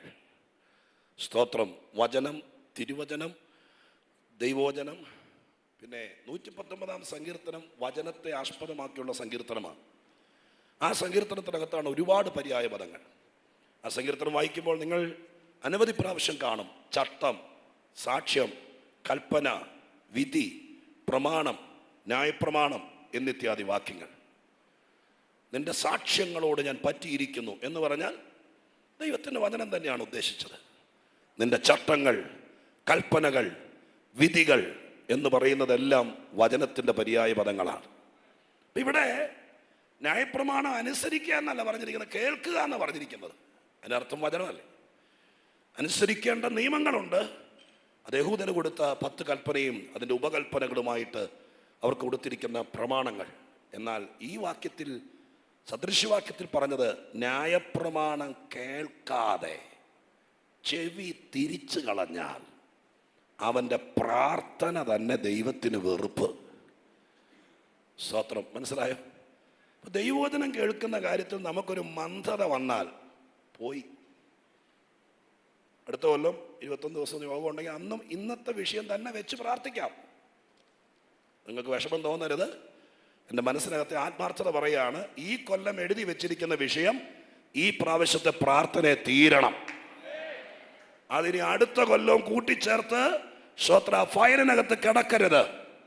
അങ്ങനെ ചെയ്യാൻ പറ്റുന്ന ഒരുപാട് കാര്യങ്ങളിൽ ഏറ്റവും പ്രധാനപ്പെട്ട ലളിതമായ കാര്യം, വചനം കേൾക്കാൻ ഒരു അവസരം കിട്ടിയാൽ, സ്തോത്രം, വചനം കേൾക്കാൻ, ന്യായപ്രമാണം എന്ന് തന്നെ ഞാൻ പറയാം, ദൈവത്തിന്റെ വചനം കേൾക്കാൻ ഒരു അവസരം കിട്ടിയാൽ അതിന് ബോറായി തോന്നരുത്. അതിന് മനസ്സ് വെച്ചാൽ, സ്തോത്ര, ആ വാക്യത്തിന്റെ ഓപ്പോസിറ്റ് എന്താ? ന്യായപ്രമാണം കേൾക്കാതെ സ്തോത്ര ചെവി തിരിച്ചു കളഞ്ഞാൽ അവന്റെ പ്രാർത്ഥന വെറുപ്പാണെങ്കിൽ, ന്യായപ്രമാണം കേൾക്കാൻ ആരെങ്കിലും താല്പര്യം കാണിച്ചാൽ അവന്റെ പ്രാർത്ഥന ദൈവത്തിന് ഇഷ്ടമാണല്ലേ വായിക്കണ്ടേ? ഹല്ലേലൂയ. സ്തോത്രം. ഈ ദൈവസഭയുടെ, നമ്മുടെ കർത്താവിൻ്റെ സഭയുടെ പ്രത്യേകതകളിൽ ഒന്ന്, ഒരുപാട് സമുദായം അങ്ങനെ കൂട്ടായ്മകളൊക്കെ ഉണ്ടല്ലോ. നമ്മുടെ സഭകളുടെ ഏറ്റവും വലിയ പ്രത്യേകത പാട്ടും സ്തോത്രവും അല്ലെങ്കിൽ ആരാധനയും ഡാൻസും സാക്ഷ്യവും മാത്രമല്ല, ഏറ്റവും കൂടുതൽ സമയം, ഇപ്പം ഈ ഉപവാസ പ്രാർത്ഥനയെ തന്നെ വാസ്തവത്തിൽ ഏറ്റവും അധികം സമയം ചെലവഴിക്കുന്നത്, പണം ഇൻവെസ്റ്റ് ചെയ്യുന്നത് വചനത്തിന് വേണ്ടിയിട്ടാണ്. അല്ലേ? സ്തോത്രം. നിങ്ങൾ തന്നെ മുതലാക്കിക്കൊള്ളണം. എങ്ങനെ? ഇവിടെ ദൈവമായ കർത്താവ് ഈ സഭ അതിനു വേണ്ടി വചനം കേൾക്കാൻ ദൈവത്തിന്റെ വചനത്തിന്റെ ആഴങ്ങളിൽ കിടക്കുന്ന മണിമുത്തുകളെ പെറുക്കിയെടുത്ത് ദൈവസഭയ്ക്ക് തരാൻ കൃപയുള്ളവരെ വിളിച്ചു വരുത്തി, സ്തോത്രം, അവരെ സ്വീകരിച്ച് സൽക്കരിച്ച് വരെ ചെയ്യുമ്പോൾ അത് ഒന്നുമല്ലെന്ന് എണ്ണി മാറ്റിക്കളഞ്ഞാൽ നിങ്ങളുടെ പ്രാർത്ഥനാ വിഷയങ്ങൾ എന്നും നിങ്ങളുടെ വീടിന്റെ പടിവാതിക്കൽ കെട്ടിക്കിടക്കും. തിരിച്ച് വചനം കേൾക്കാൻ താല്പര്യം കാണിച്ചാൽ സ്വർഗത്തിലെ ദൈവം അത് നന്മയ്ക്കാക്കി തീർക്കും. ദൈവം അത് ചെയ്യട്ടെ എന്ന് ആത്മാർത്ഥമായി പ്രാർത്ഥിക്കുകയാണ്. ഈ വാക്യത്തോടുള്ള ബന്ധത്തിൽ ഞാൻ ഒരു കാര്യം കൂടി സ്തോത്രം ശ്രദ്ധയിൽപ്പെട്ടത് ഞാൻ പറയാം. സ്തോത്രം. ഈ വചനം അകത്ത് വസിക്കുക എന്ന് പറയുന്നത് നമ്മുടെ ഉള്ളിൽ ഇത് വസിക്കുമ്പോൾ ദൈവത്തിന് നമ്മുടെ ഈ വചനം അകത്ത് വസിച്ചാലുള്ള പ്രത്യേകത പറയാം. പ്രത്യേകത, സ്തോത്രം, ദൈവത്തിൻ്റെ വചനവും നമ്മളുമായിട്ട് നല്ല ലിങ്ക് ഉണ്ടെങ്കിൽ വചനം നമ്മളെ തിരുത്തും, വചനം നമ്മളെ ഉപദേശിക്കും, വചനം നമ്മളെ ഗുണീകരിക്കും. ഇതെല്ലാം ചെയ്യുന്ന വചനത്തെക്കുറിച്ച് എഴുതിയിരിക്കുന്നത്. ഈ സ്തോത്രം, നമ്മുടെ ഐപാഡിനകത്തോ ലാപ്ടോപ്പിനകത്തോ മൊബൈലിനകത്തോ നമുക്ക് ഡിക്ഷണറി ഇൻസ്റ്റാൾ ചെയ്യാം. ഓക്സ്ഫോർഡ് ഡിക്ഷണറി ഡൗൺലോഡ് ചെയ്തിട്ട് നമ്മുടെ പ്രോഗ്രാമായിട്ട് അതിനെ ലിങ്ക് ചെയ്ത് ഇൻസ്റ്റാൾ ചെയ്യാം. അങ്ങനെ ചെയ്താലുള്ള ഗുണം എന്താണെന്ന് ചോദിച്ചാൽ, നമ്മളൊരു ഇമെയിൽ അയക്കുമ്പോൾ, ഒരു മെസ്സേജ് അയക്കുമ്പോൾ നമ്മൾ ഒരു വാക്ക് ടൈപ്പ് ചെയ്യുകയാണ്. ടൈപ്പ് ചെയ്യുമ്പോൾ നമ്മൾ സ്പെല്ലിംഗ് മിസ്റ്റേക്കാണ് അടിച്ചു വെക്കുന്നതെങ്കിൽ അതിനകത്ത് ഈ ഡിക്ഷണറി ഇൻസ്റ്റാൾ ചെയ്തിട്ടുണ്ടെങ്കിൽ, സ്തോത്രം, IT മേഖലയിലൊക്കെ പ്രവർത്തിക്കുന്നത് നിങ്ങൾക്കറിയാൻ പറ്റുമായിരിക്കും. ആ വാക്കിൻ്റെ അടിയിൽ ഒരു ഓറഞ്ചോ റെഡോ ഒരു ECG ഗ്രാഫ് പോലത്തെ വര വരും. എന്നിട്ട് അതിൻ്റെ റൈറ്റ് സൈഡിലോ ലെഫ്റ്റ് സൈഡിലോ അതിൻ്റെ ഒറിജിനൽ സ്പെല്ലിംഗ് എഴുതി കാണിക്കും. സ്തോത്രം. കാരണം എന്താ? ഇതിനകത്ത് ഡിക്ഷണറി ഇൻസ്റ്റാൾ ചെയ്തിട്ടുണ്ട്. അതുകൊണ്ടൊരു മണ്ടത്തരം കാണിച്ചപ്പോൾ, ഒരു മണ്ടത്തരം അടിച്ചു വെച്ചപ്പോൾ ആ ഡിക്ഷണറി നമ്മളെ ഇൻഡിക്കേറ്റ് ചെയ്തു, നീ ചെയ്തത് മണ്ടത്തരമാണ്. ഡിക്ഷണറി ഇൻസ്റ്റാൾ ചെയ്തിട്ടില്ലെങ്കിൽ എന്ത് മണ്ടത്തരം അടിച്ച് എവിടേക്ക് അയക്കാം. സ്തോത്രം. കാരണം കമ്പ്യൂട്ടർ തിരിച്ചൊന്നും പറയുകയില്ല.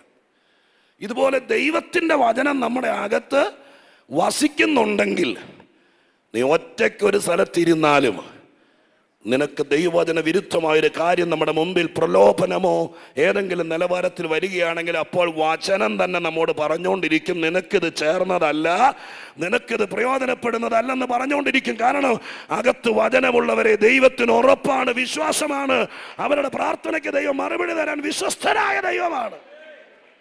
കർത്താവ് അത് ചെയ്യട്ടെ. നിങ്ങളുടെ ഉള്ളിലേക്ക് ഈ പറയുന്ന കാര്യങ്ങളെല്ലാം സജീവമാകാൻ ദൈവത്തിൻ്റെ ആത്മാവ് ഇടയാക്കട്ടെ എന്നുള്ള സ്തോത്രം അകമഴിഞ്ഞ പ്രാർത്ഥനയോടെ, ദൈവത്തിൻ്റെ തിരുമുമ്പാകെ അകമഴിഞ്ഞ പ്രാർത്ഥനയോടെ ദൈവവചനത്തിലേക്ക് നിങ്ങളുടെ ശ്രദ്ധയെ തിരിക്കാൻ കർത്താവിൽ ഞാൻ ശരണപ്പെടുകയാണ്. വളരെ പ്രാർത്ഥനയോടെ ദൈവത്തിൻ്റെ തിരുസന്നിധിയിലിരിക്കുമ്പോൾ രാത്രി നമുക്ക് അധികം സമയമില്ലാത്തതുകൊണ്ട് ഒരു കൊച്ചു സന്ദേശം നിങ്ങളോട് പറഞ്ഞ് പ്രാർത്ഥിച്ചിരിക്കുന്ന ദൈവത്തിൻ്റെ മക്കൾക്ക് ഉറപ്പ് തരാൻ പ്രാർത്ഥനയെക്കുറിച്ച് തന്നെ ഒരു കൊച്ചു സന്ദേശം പറഞ്ഞ് ഞാൻ എൻ്റെ വാക്കുകൾക്ക് ഉപസംഹാരം കുറിക്കാം.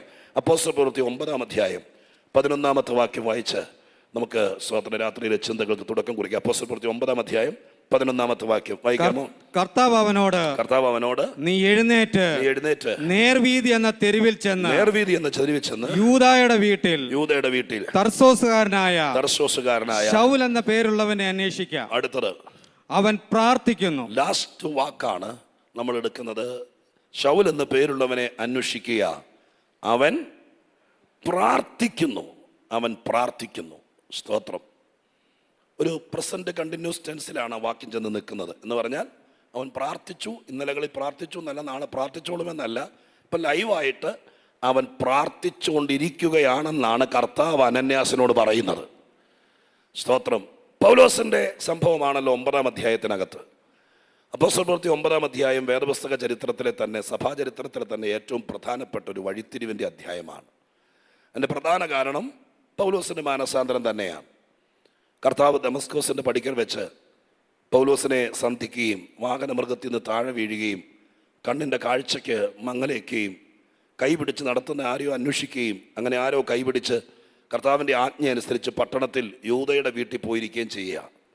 സ്തോത്രം. യൂദയുടെ വീട്ടിൽ പോയിരിക്കുമ്പോൾ മാനസികമായിട്ട് ഒരുപാട് തകർന്നിരിക്കുന്നതാണ് പൗലോസ്. കാരണം സ്തോത്രം, പൗലോസിൻ്റെ മതം പറഞ്ഞു പഠിപ്പിച്ചിരുന്നത്.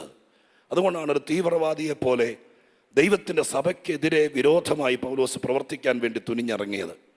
യേശുക്രിസ്തു ഉയർത്തെഴുന്നേറ്റിട്ടില്ലെന്നും യേശു ഉയർത്തെഴുന്നേറ്റിരിക്കുകയാണെന്ന് വെറുതെ കള്ളക്കഥ പ്രചരിപ്പിച്ച് സ്തോത്രം ഇവർ തെറ്റിദ്ധരിപ്പിക്കുകയാണെന്നുമുള്ള ഒരു വലിയ ചിന്ത യഹൂദൻ്റെ സിനഗോഗിൽ ന്യായപ്രമാണം പഠിക്കുന്നവരെ റബിമാർ പഠിപ്പിക്കാറുണ്ടായിരുന്നു.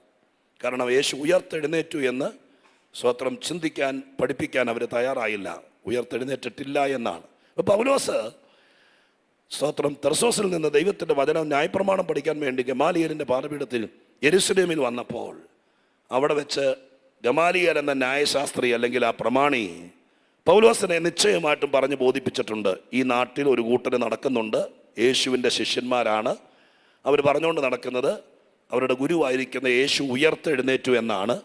അത് വെറും കള്ളത്തരമാണ്, കള്ളക്കഥയാണ്. സ്തോത്രം. അതുകൊണ്ട് അതിനെ നഖശിഖാന്തം എതിർക്കണം എന്ന് പറഞ്ഞുകൊണ്ട് വളരെ ശക്തമായിട്ട് ഈ കാര്യം പറഞ്ഞതുകൊണ്ട് പൗലോസിൻ്റെ ഭാഷയിൽ തന്നെ പറഞ്ഞാൽ മതത്തെക്കുറിച്ച് എരിവുള്ളവനാകയാൽ പൗലോസ് ഒരു സംഘത്തെ സംഘടിപ്പിച്ച് എവിടെയൊക്കെ യേശുവിൻ്റെ നാമത്തിൽ പ്രാർത്ഥിക്കുന്നവരുണ്ടോ അല്ലെങ്കിൽ കർത്താവിൻ്റെ സഭ എവിടെയുണ്ടോ അവരെയെല്ലാം മുടിക്കാൻ വേണ്ടിയിട്ട് സ്തോത്രം ശ്രമിച്ചിറങ്ങുന്നു. യെരുശലേമിൽ സഭകളെ മുടിച്ചനന്തരം യെരുശലേമിൽ വെളിയിലേക്ക് ഇറങ്ങുമ്പോഴാണ് ദമസ്കോസിൻ്റെ പടിക്കൽ വെച്ച് സ്തോത്രം ഈ വലിയ സംഭവം നടക്കുന്നത്. ഈ വാക്ക് വായിക്കുമ്പോൾ ദമസ്കോസിൽ ഒരു കൊച്ചു സഭയുണ്ട്, ചെറിയ സഭ. ആ സഭ അറിയുന്നില്ല ആ സഭയ്ക്കെതിരെ ശക്തമായി കൊടുങ്കാറ്റ് പോലെ ഒരു വിഷയം നേരിടുന്നത്, ഒരു പ്രതിസന്ധി നേരിടുന്നത് സ്തോത്രം സഭ അറിയുന്നില്ല. കാരണം പൗലോസ് ഒരു സംഘം ആളുകളുമായിട്ട് യെരുശലേമിൽ നിന്ന് ഈ സഭയെ തകർക്കാൻ വേണ്ടി ദമസ്കോസിനെ ലക്ഷ്യമാക്കി വരികയാണ്. സഭക്കാരറിയുന്നില്ല. സഭക്കാരറിഞ്ഞില്ലെങ്കിലും കർത്താവ് അറിഞ്ഞു പൗലോസ് വരുന്നുണ്ടെന്ന്. സ്തോത്രം. അതുകൊണ്ട് സഭയ്ക്കകത്ത് പോയിട്ട് സഭ ഇരിക്കുന്ന പട്ടണത്തിനകത്ത് കയറാൻ ദൈവമായ കർത്താവ് അനുവദിച്ചില്ല. സ്തോത്ര ഹല്ലേലൂയ. പട്ടണവാതിക്കൽ വെച്ച് പൗലോസിനെ കർത്താവ് സന്ധിച്ചു. നമുക്കറിയാവുന്നത് കൊണ്ട് ഞാൻ ചുരുക്കി പറയാം ആ ഭാഗം. അങ്ങനെ സ്തോത്രം പൗലോസിൻ്റെ കണ്ണിൻ്റെ കാഴ്ച നഷ്ടപ്പെട്ട് യൂദയുടെ വീട്ടിൽ പോയിരിക്കുക. ഏകദേശം 10-30 വയസ്സ് പ്രായം കാണും. അപ്പൊ യേശു ക്രിസ്തു നേരിട്ട് യേശു എന്ന പേരിൽ, സ്തോത്രം, പൗലോസിന്റെ മുമ്പിലാണ്, അല്ലെങ്കിൽ കർത്താവ് തന്നെത്താൻ പരിചയപ്പെടുത്തത്, ഞാൻ ജീവനാകുന്നു, പുനരുദ്ധാനമാണ്, ഞാൻ വഴിയാണ്, വാതിലാണ്, സ്തോത്രം എന്നൊക്കെയാണ്, യേശു മുന്തിരിവള്ളിയാണ് എന്നൊക്കെയാണ് പരിചയപ്പെടുത്തിക്കൊണ്ടിരുന്നത്. ഒരിടത്ത് പോലും യേശു, സ്തോത്രം, ഞാൻ യേശുവാണ് എന്ന് പറഞ്ഞുകൊണ്ട് ചെന്നിട്ടില്ല. 9-ാം അധ്യായത്തിനകത്താണ് പൗലോസിന്റെ മുമ്പിൽ മാത്രമാണ് നീ ഉപദ്രവിക്കുന്ന യേശുവാണെന്ന് പറഞ്ഞത്. സ്തോത്രം, ഹല്ലേലൂയ. ആ വാക്ക് കേട്ട മാത്രയിൽ പൗലോസിന്റെ മനസ്സിനകത്ത് തൻ്റെ മതം തന്നെ ചതിക്കുകയായിരുന്നു, മതം തന്നെ സ്തോത്രം വഞ്ചിക്കുകയായിരുന്നു ഉള്ള ബോധം അകത്ത് വന്നു. അങ്ങനെ കണ്ണിൻ്റെ കാഴ്ചയെ നഷ്ടപ്പെട്ട് ഇനി ഭാവി ഉണ്ടോ എന്നെല്ലാം വിചാരിച്ച് യൂദയുടെ വീട്ടിൽ പോയിരിക്കുകയാണ്. 1, 2, 3 ദിവസമാണ് അവിടെ ഇരുന്നതെന്ന് ഈ അധ്യായത്തിൽ തന്നെ വായിക്കാൻ കാണുന്നു. 3 ദിവസം കണ്ണ് കാണാതെയും തിന്നുകയോ കുടിക്കുകയോ ചെയ്യാതെയും ഇരുന്നു എന്ന് 9-ാം വാക്യത്തിലുണ്ട്. 3 ദിവസം. 3-ാമത്തെ ദിവസം, ആദ്യത്തെ ദിവസം നിരാശയും ഭാരവും പ്രയാസവും ഒക്കെ ആയിട്ട് മനസ്സിൽ പേറിയിരുന്നു. 3-ാമത്തെ ദിവസം എൻ്റെ ചിന്ത ശരിയാണെങ്കിൽ, സ്തോത്രം, എൻ്റെ ആശയം ശരിയാണെങ്കിൽ 3-ാമത്തെ ദിവസം പൗലോസ് അവിടെ ഇരുന്നുകൊണ്ട് പ്രാർത്ഥിക്കാൻ ആരംഭിച്ചു. ആദ്യത്തെ ദിവസങ്ങളിൽ സ്തോത്രം 1-2 ദിവസങ്ങൾ മനപ്രയാസം കൊണ്ട്, തനിക്ക് സംഭവിച്ച ആഘാതം കൊണ്ട് താൻ ഒതുങ്ങിയിരുന്നു. എന്നാൽ നിരാശ കൊണ്ട് ഒതുങ്ങിയിരുന്നു. 3-ാമത്തെ ദിവസമായപ്പോൾ സ്വർഗസ്ഥനായ ദൈവത്തിൻ്റെ കൃപയാൽ പ്രാർത്ഥിക്കാൻ ആരംഭിച്ചു. ഇനി ഞാൻ പറയുന്നത് ശ്രദ്ധിച്ചു കേട്ടോ. ഒരു മനുഷ്യൻ പ്രാർത്ഥിക്കാൻ തുടങ്ങുമ്പോൾ സ്വർഗത്തിലെ ദൈവം ചെയ്യുന്ന 5 പ്രധാനപ്പെട്ട കാര്യങ്ങൾ ഇന്ന് രാത്രി നിങ്ങളോട് പങ്കുവെക്കാൻ ദൈവാത്മാവിൽ ഞാൻ ശരണപ്പെടുകയാണ്. ആ 5 കാര്യങ്ങൾ ഒരു ബൈബിൾ ക്ലാസ് ആയിട്ടല്ല, ഈ പ്രാവശ്യത്തെ പ്രാർത്ഥനയിൽ പങ്കെടുക്കുന്ന നിങ്ങളുടെ ജീവിതത്തിനകത്ത് ഇതിൻ്റെ വ്യാഖ്യാനങ്ങൾ പരിശുദ്ധാത്മ നിയോഗത്തോടുകൂടെ ആത്മാവിൻ്റെ ശക്തിയോടെ പറയുമ്പോൾ അതിലേതെങ്കിലും ഒരു കാര്യം ഇവിടെ ഇരിക്കുന്ന നിങ്ങളുടെ കുടുംബത്തിന് വിടുതലാകാൻ, നിങ്ങളുടെ വിഷയത്തിന് വിടുതലാകാൻ ഇടയാകണമെന്ന് ദൈവത്തോട് പ്രാർത്ഥിച്ചുകൊണ്ട് മനസ്സൊരുക്കത്തോടെ ആത്മാവിൽ സ്തോത്രം പറഞ്ഞുകൊണ്ടിരുന്നോളം ചില കാര്യങ്ങൾ ദൈവമായ കർത്താവ് ഇന്ന് രാത്രി പ്രാർത്ഥിക്കുന്നവർക്ക് വേണ്ടി വെളിപ്പെടുത്താൻ ദൈവം വിശ്വസ്തനായ ദൈവമാണ്. 5 പ്രധാനപ്പെട്ട കാര്യങ്ങളാണ് പ്രാർത്ഥിക്കുമ്പോൾ ഇവിടെ സംഭവിച്ചത്. ഞാൻ ഇന്ന് ഈ പൗലോസിന്റെ വാക്യം വായിച്ചു. നമ്മളെപ്പോഴും ഒരു വാക്യത്തിൽ നിന്നാണ് ദൂത് തുടങ്ങുന്നത്. സ്തോത്രം, അത് വായിച്ചെങ്കിലും അത് നമുക്കുള്ള ദൂതാക്കി മാറ്റാൻ കർത്താവിൻ്റെ കൃപയിൽ ഞാൻ വളരെ ശ്രമിക്കുകയാണ്. കേൾക്കൂ പ്രിയപ്പെട്ടവരെ, ഈ പ്രാർത്ഥനയിൽ 21 ദിവസക്കാലം പ്രാർത്ഥിച്ചുകൊണ്ടിരിക്കുമ്പോൾ സ്വർഗത്തിലെ ദൈവം നിർവിചാരിക, ഇവിടെ ഇരിക്കുന്നവർ ദൈവത്തിനുള്ളവരും ദൈവം കണ്ടവരും ദൈവം വിളിച്ചവരും ദൈവത്തിന് പ്രയോജനമുള്ളവരും ദൈവത്താൽ അടുത്ത നാളുകളിൽ ദൈവത്തിന് ഉപയോഗിക്കേണ്ടവരുമാണെങ്കിൽ നിങ്ങൾ പ്രാർത്ഥിക്കാൻ തുടങ്ങുമ്പോൾ നിങ്ങൾ അറിയാത്തിടത്ത് ദൈവം പ്രവർത്തിക്കാൻ ആരംഭിക്കും. ഹല്ലേലൂയ. ഈ രാത്രിയിലും അത് തന്നെ ഞാൻ പറയാം. ഇവിടെ ബാംഗ്ലൂർ പട്ടണത്തിൽ ബഥേൽ ചർച്ചിൽ പ്രാർത്ഥിക്കാൻ വേണ്ടി ഇരിക്കുന്ന സമയത്ത് ഒരുപക്ഷെ ബാംഗ്ലൂർ പട്ടണത്തിലായിരിക്കില്ല, ലോകത്തിന്റെ ഏതെങ്കിലും ഒരു സ്ഥലത്ത് പ്രാർത്ഥിക്കുന്നവർക്ക് വേണ്ടി സ്വർഗത്തിലെ ദൈവം പ്രവർത്തിക്കാൻ തുടങ്ങും. ചിലരെ ദൈവമായ കർത്താവ് ഇളക്കാൻ തുടങ്ങും. കർത്താവിന്റെ സന്നിധിയിൽ പ്രാർത്ഥിക്കുമ്പോൾ നീ നിന്റെ വീട്ടിലിരുന്ന് പ്രാർത്ഥിച്ചാലും സ്തോത്രം, ഹല്ലേലൂയ, സ്വർഗത്തിലെ ദൈവം ഇവിടെ ഇരുന്ന് പ്രാർത്ഥിക്കുമ്പോൾ ദൂരങ്ങളിൽ പ്രവർത്തിക്കുന്നവനാണ്. ഹല്ലേലൂയ. സങ്കീർത്തനത്തിന്റെ എവിടെ ഒരു വാക്യം എൻ്റെ ഓർമ്മയിൽ ഇതിനോട് ചേർത്ത് വെച്ച് പറയാൻ വേണ്ടി കർത്താവിന്റെ കൃപയിൽ ഞാൻ നിർബന്ധിതനാകുന്ന വാക്യം ഇങ്ങനെയാണ്. സ്തോത്രം, ഹല്ലേലൂയ. അവൻ ആകാശത്ത് ഭൂമിക്കായി മഴയെ ഒരുക്കുന്നവനാണ് എന്നൊരു വാക്ക് 68 സങ്കീർത്തനം എനിക്ക് തോന്നുന്നു. 65, 67, 70 സങ്കീർത്തനം വായിക്കണ്ട, ഞാൻ ആ ഭാഗം പറയാം. സ്തോത്രം. അപ്പൊ നിങ്ങൾ നോക്കിയേ, ഭൂമിക്ക് വേണ്ടിയിട്ടുള്ള സ്തോത്രം, ഭൂമിയെ കുളിർപ്പിക്കാൻ, നനയ്ക്കുവാൻ, അതിനകത്ത് വിത്ത് മുളയ്ക്കാൻ, അതിനകത്ത് തോടുകൾ ഒഴുകുവാൻ, അതിന് വേണ്ടിയിട്ടുള്ളത് അങ്ങകലെ ആകാശത്ത് ഒരുക്കുന്ന ഒരു ദൈവം ഉണ്ടെങ്കിൽ ഇന്ന് പകലിൽ ഇവിടെ ഇരുന്ന് പ്രാർത്ഥിക്കുമ്പോൾ ദൂരത്തെവിടെയോ നിന്റെ കുടുംബത്തിന്റെ വരൾച്ച മാറ്റാനുള്ളത് സ്വർഗത്തിലെ ദൈവം എവിടെയോ ഒരുക്കുന്ന ദൈവമാണ്. പ്രാർത്ഥിക്കുന്നവർ വേണ്ടി മനുഷ്യനല്ല, സ്വർഗം എവിടെയോ കാര്യങ്ങൾ ക്രമീകരിക്കും. ഒരു പ്രാർത്ഥനയും നഷ്ടമല്ലെന്ന് വിശ്വസിക്കുന്ന ദൈവമക്കൾ ഇന്നിവിടെ ഇരിക്കുമ്പോൾ ഈ കാര്യങ്ങളൊക്കെ ദൈവാത്മാവിൽ ബോധ്യമാകുമ്പോൾ അത് വിശ്വസിച്ചാൽ അതുപോലെ ഫലിക്കും. ബൈബിളിന്റെ ഒരു പോളിസി പറഞ്ഞിട്ട് ഞാൻ അടുത്ത വിശദീകരണത്തിലേക്ക് വരാം. സ്തോത്രം.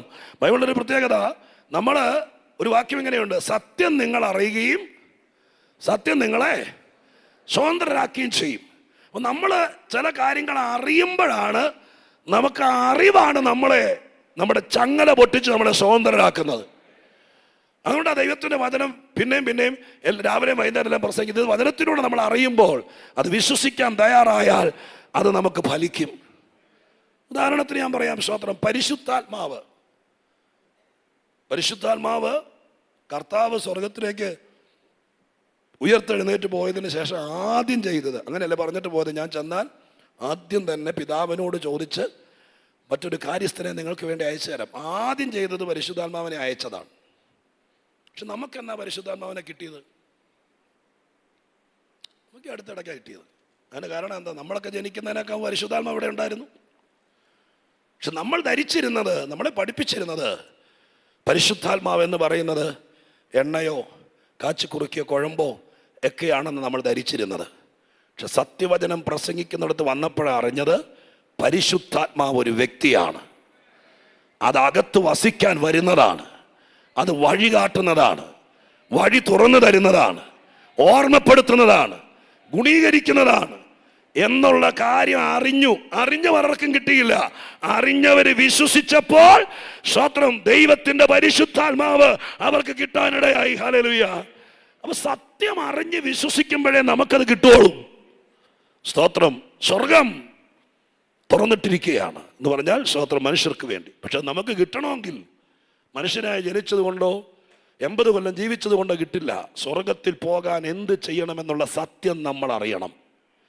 അതറിഞ്ഞ് വിശ്വസിക്കുമ്പോൾ നമ്മുടെ പേര് സ്വർഗത്തിൽ എഴുതപ്പെടും. എന്നതുപോലെ ഓരോ ദൂതിനകത്തും ദൈവമായ കർത്താവ് നമുക്കറിയാത്ത ചില കാര്യങ്ങൾ അറിയിക്കുന്നുണ്ട്. ഇന്ന് രാത്രിയിൽ ഞാൻ നിങ്ങളോട് പറയാം, സ്തോത്രം, നീ പ്രാർത്ഥിക്കാൻ തുടങ്ങുന്ന സമയത്ത് ഓരോ പ്രാർത്ഥനയുടെ പുറകിലും സ്വർഗത്തിലെ ദൈവം എവിടെയോ ചില കാര്യങ്ങൾ ഒരുക്കുന്നുണ്ട്, ചില കാര്യങ്ങൾ ക്രമീകരിക്കുന്നുണ്ട്. പ്രാർത്ഥനയുടെ പുറകിൽ പ്രവർത്തിക്കുന്ന ഒരു ദൈവമുണ്ട്. Hallelujah. Glory to Jesus. Hallelujah. 5 കാര്യങ്ങൾ ഞാൻ വേഗത്തിൽ പറയാം. ഒന്നാമത്തെ കാര്യം നമ്മൾ വായിച്ച 11-ാം വാക്യം തന്നെയാണ്. 11-ാം വാക്യത്തിനകത്ത് എഴുതിയിരിക്കുന്നത് ഇങ്ങനെയാണ്. കർത്താവ് അനന്യാസിനെ വിളിച്ചിട്ട് പറയാണ്, നീ എഴുന്നേറ്റ് നേർവീതി എന്ന തെരുവിൽ ചെന്ന് യൂദയുടെ വീട്ടിൽ തർസോസുകാരനായ ശൗൽ എന്ന് പേരുള്ളവനെ അന്വേഷിക്കുക. നിങ്ങളെ വാക്ക് ശ്രദ്ധിച്ചേ, അന്വേഷിക്കുക. സ്തോത്രം. അവൻ പ്രാർത്ഥിക്കുന്നു. ദൈവം പറഞ്ഞതിൻ്റെ ഉദ്ദേശം അവൻ ഒറ്റയ്ക്കിരുന്ന് പ്രാർത്ഥിക്കുക, നീ ഇതിലേക്ക് ഇറങ്ങി നടക്കാതെ നീയോടെ പോയിരുന്ന് പ്രാർത്ഥിക്കുക എന്നാണോ പറഞ്ഞത്? അല്ല, അങ്ങനെ അതിന് അർത്ഥമില്ല. സ്തോത്രം. അങ്ങനെ അതിന് അർത്ഥമില്ല. പിന്നെ എന്താ പറഞ്ഞത്? അവിടെ പറഞ്ഞത് നീ അവനെ അന്വേഷിക്കുക. അതിനർത്ഥം ഒരുത്തൻ പ്രാർത്ഥിക്കാൻ തുടങ്ങുമ്പോൾ അവൻ അറിയാത്തവനെ കൊണ്ട് പ്രാർത്ഥിക്കുന്നവനെ അന്വേഷിപ്പിക്കുന്ന ഒരു ദൈവമുണ്ട്. ഹല്ലേലൂയ. ഇന്ന് രാത്രി ഞാൻ നിങ്ങളോട് പറയാം, നീ കർത്താവിന്റെ സന്നിധാനത്തിൽ രാത്രി ഒന്നുറങ്ങിയിട്ട് ആരും അറിയാതെ എഴുന്നേറ്റ് നിന്റെ മുറിയുടെ ഒരു മൂലയിരുന്ന് പ്രാർത്ഥിക്കുമ്പോൾ, നീ പ്രാർത്ഥിക്കാൻ തുടങ്ങുമ്പോൾ സ്വർഗത്തിലെ ദൈവം നീ വിചാരിക്കാത്ത ചിലരോട് പറയും. സ്തോത്രം. ഹല്ലേലൂയ. നീ പ്രാർത്ഥിക്കാൻ തുടങ്ങുമ്പോൾ പറയും, നിന്നെ ഒന്ന് അന്വേഷിക്കാൻ. ഹല്ലേലൂയ. സ്തോത്രം. ഇനി ഈ വാക്യത്തിനകത്ത് നോക്കിയേ, ഇപ്പൊ ഈ പൗലോസിനെ സംബന്ധിച്ചിടത്തോളം അന്വേഷിക്കാൻ ആരുമില്ല. കാരണം പൗലോസ് ഇവിടെ വന്നത് ഒറ്റയ്ക്കല്ല, ഒരു സംഘത്തിൻ്റെ കൂടെയാണ്. മഹാപുരോഹിതന്മാരാണ് പൗലോസിനെ ഇവിടേക്ക് അധികാരപത്രം കൊടുത്ത് അയച്ചത്. 2-3 ദിവസമായി ദമസ്കോസിൻ്റെ പടിക്കൽ വെച്ച് താഴെ വീണിട്ട്. നമുക്ക് അവിടെ എങ്ങും വായിക്കുമ്പോൾ കാണാൻ കഴിയുന്നില്ല.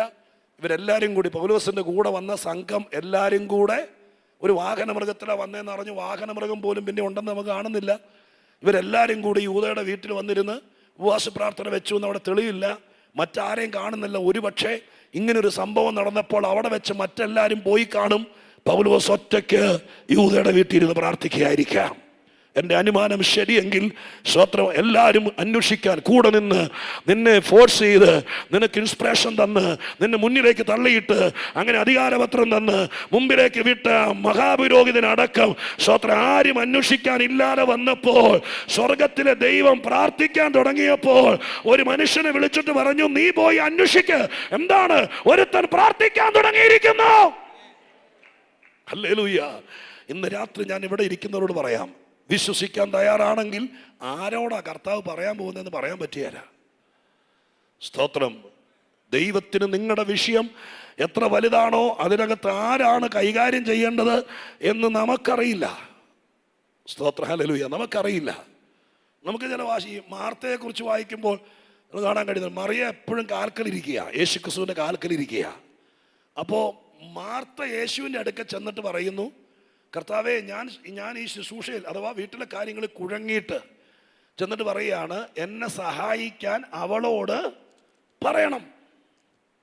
ഉടനെ യേശു പറഞ്ഞു, അയ്യോ അവൾ തന്നെയാണ് ചെയ്യുന്നത്, എഴുന്നേറ്റ് പോടി എന്ന് പറഞ്ഞോ? ഇല്ല. കാരണം എന്താ? നിനക്ക് സഹായം വേണമെങ്കിൽ അത് ആരെ കൊണ്ട് സഹായിക്കണമെന്ന് കർത്താവിനെ പഠിപ്പിക്കണ്ട. കർത്താവിനറിയാം മാർത്തയുടെ പിടിവാശി. കാൽക്കലിരിക്കുന്ന മറിയെ ഇപ്പൊ ആ കാൽക്കൽ നിന്ന് എഴുന്നേപ്പിച്ച് വിടണം. സ്തോത്രം. അത്രേ ഉദ്ദേശമുള്ളൂ. അങ്ങനെ ഒരുപാട് പേരുണ്ട്, പ്രാർത്ഥിക്കാനിരിക്കുന്നവരെ പ്രാർത്ഥിക്കുന്നിടത്ത് എഴുന്നേപ്പിച്ച് വിടാൻ വേണ്ടി എന്തെങ്കിലുമൊക്കെ പറയുന്നവർ.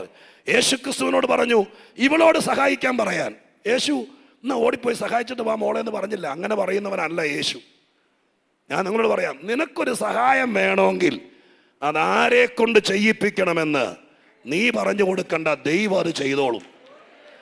നമ്മൾ വിചാരിച്ച പല ആളുകളും നിന്റെ വിഷയത്തിൽ സഹായിക്കാൻ വന്നാൽ ചിലപ്പോൾ ആ കാര്യം നീ വിചാരിക്കുന്ന പോലെ ഭംഗിയായി നടന്നിരിക്കില്ല. എന്നാൽ നീ അറിയാത്ത ചിലരെ സ്വർഗത്തിലെ ദൈവം നിന്നെ അന്വേഷിക്കാൻ ദൈവം പരമേൽപ്പിച്ചാൽ അടുത്ത ദിവസം അവര് നിന്റെ അടുക്കൽ വരും.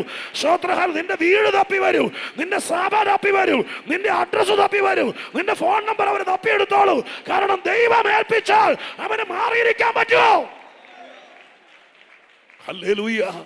യേശുവിന്റെ നാമത്തിൽ ആരും സഹായിക്കാനില്ലാത്തവർ ഇതിനിടയിൽ കണ്ടേക്കാം.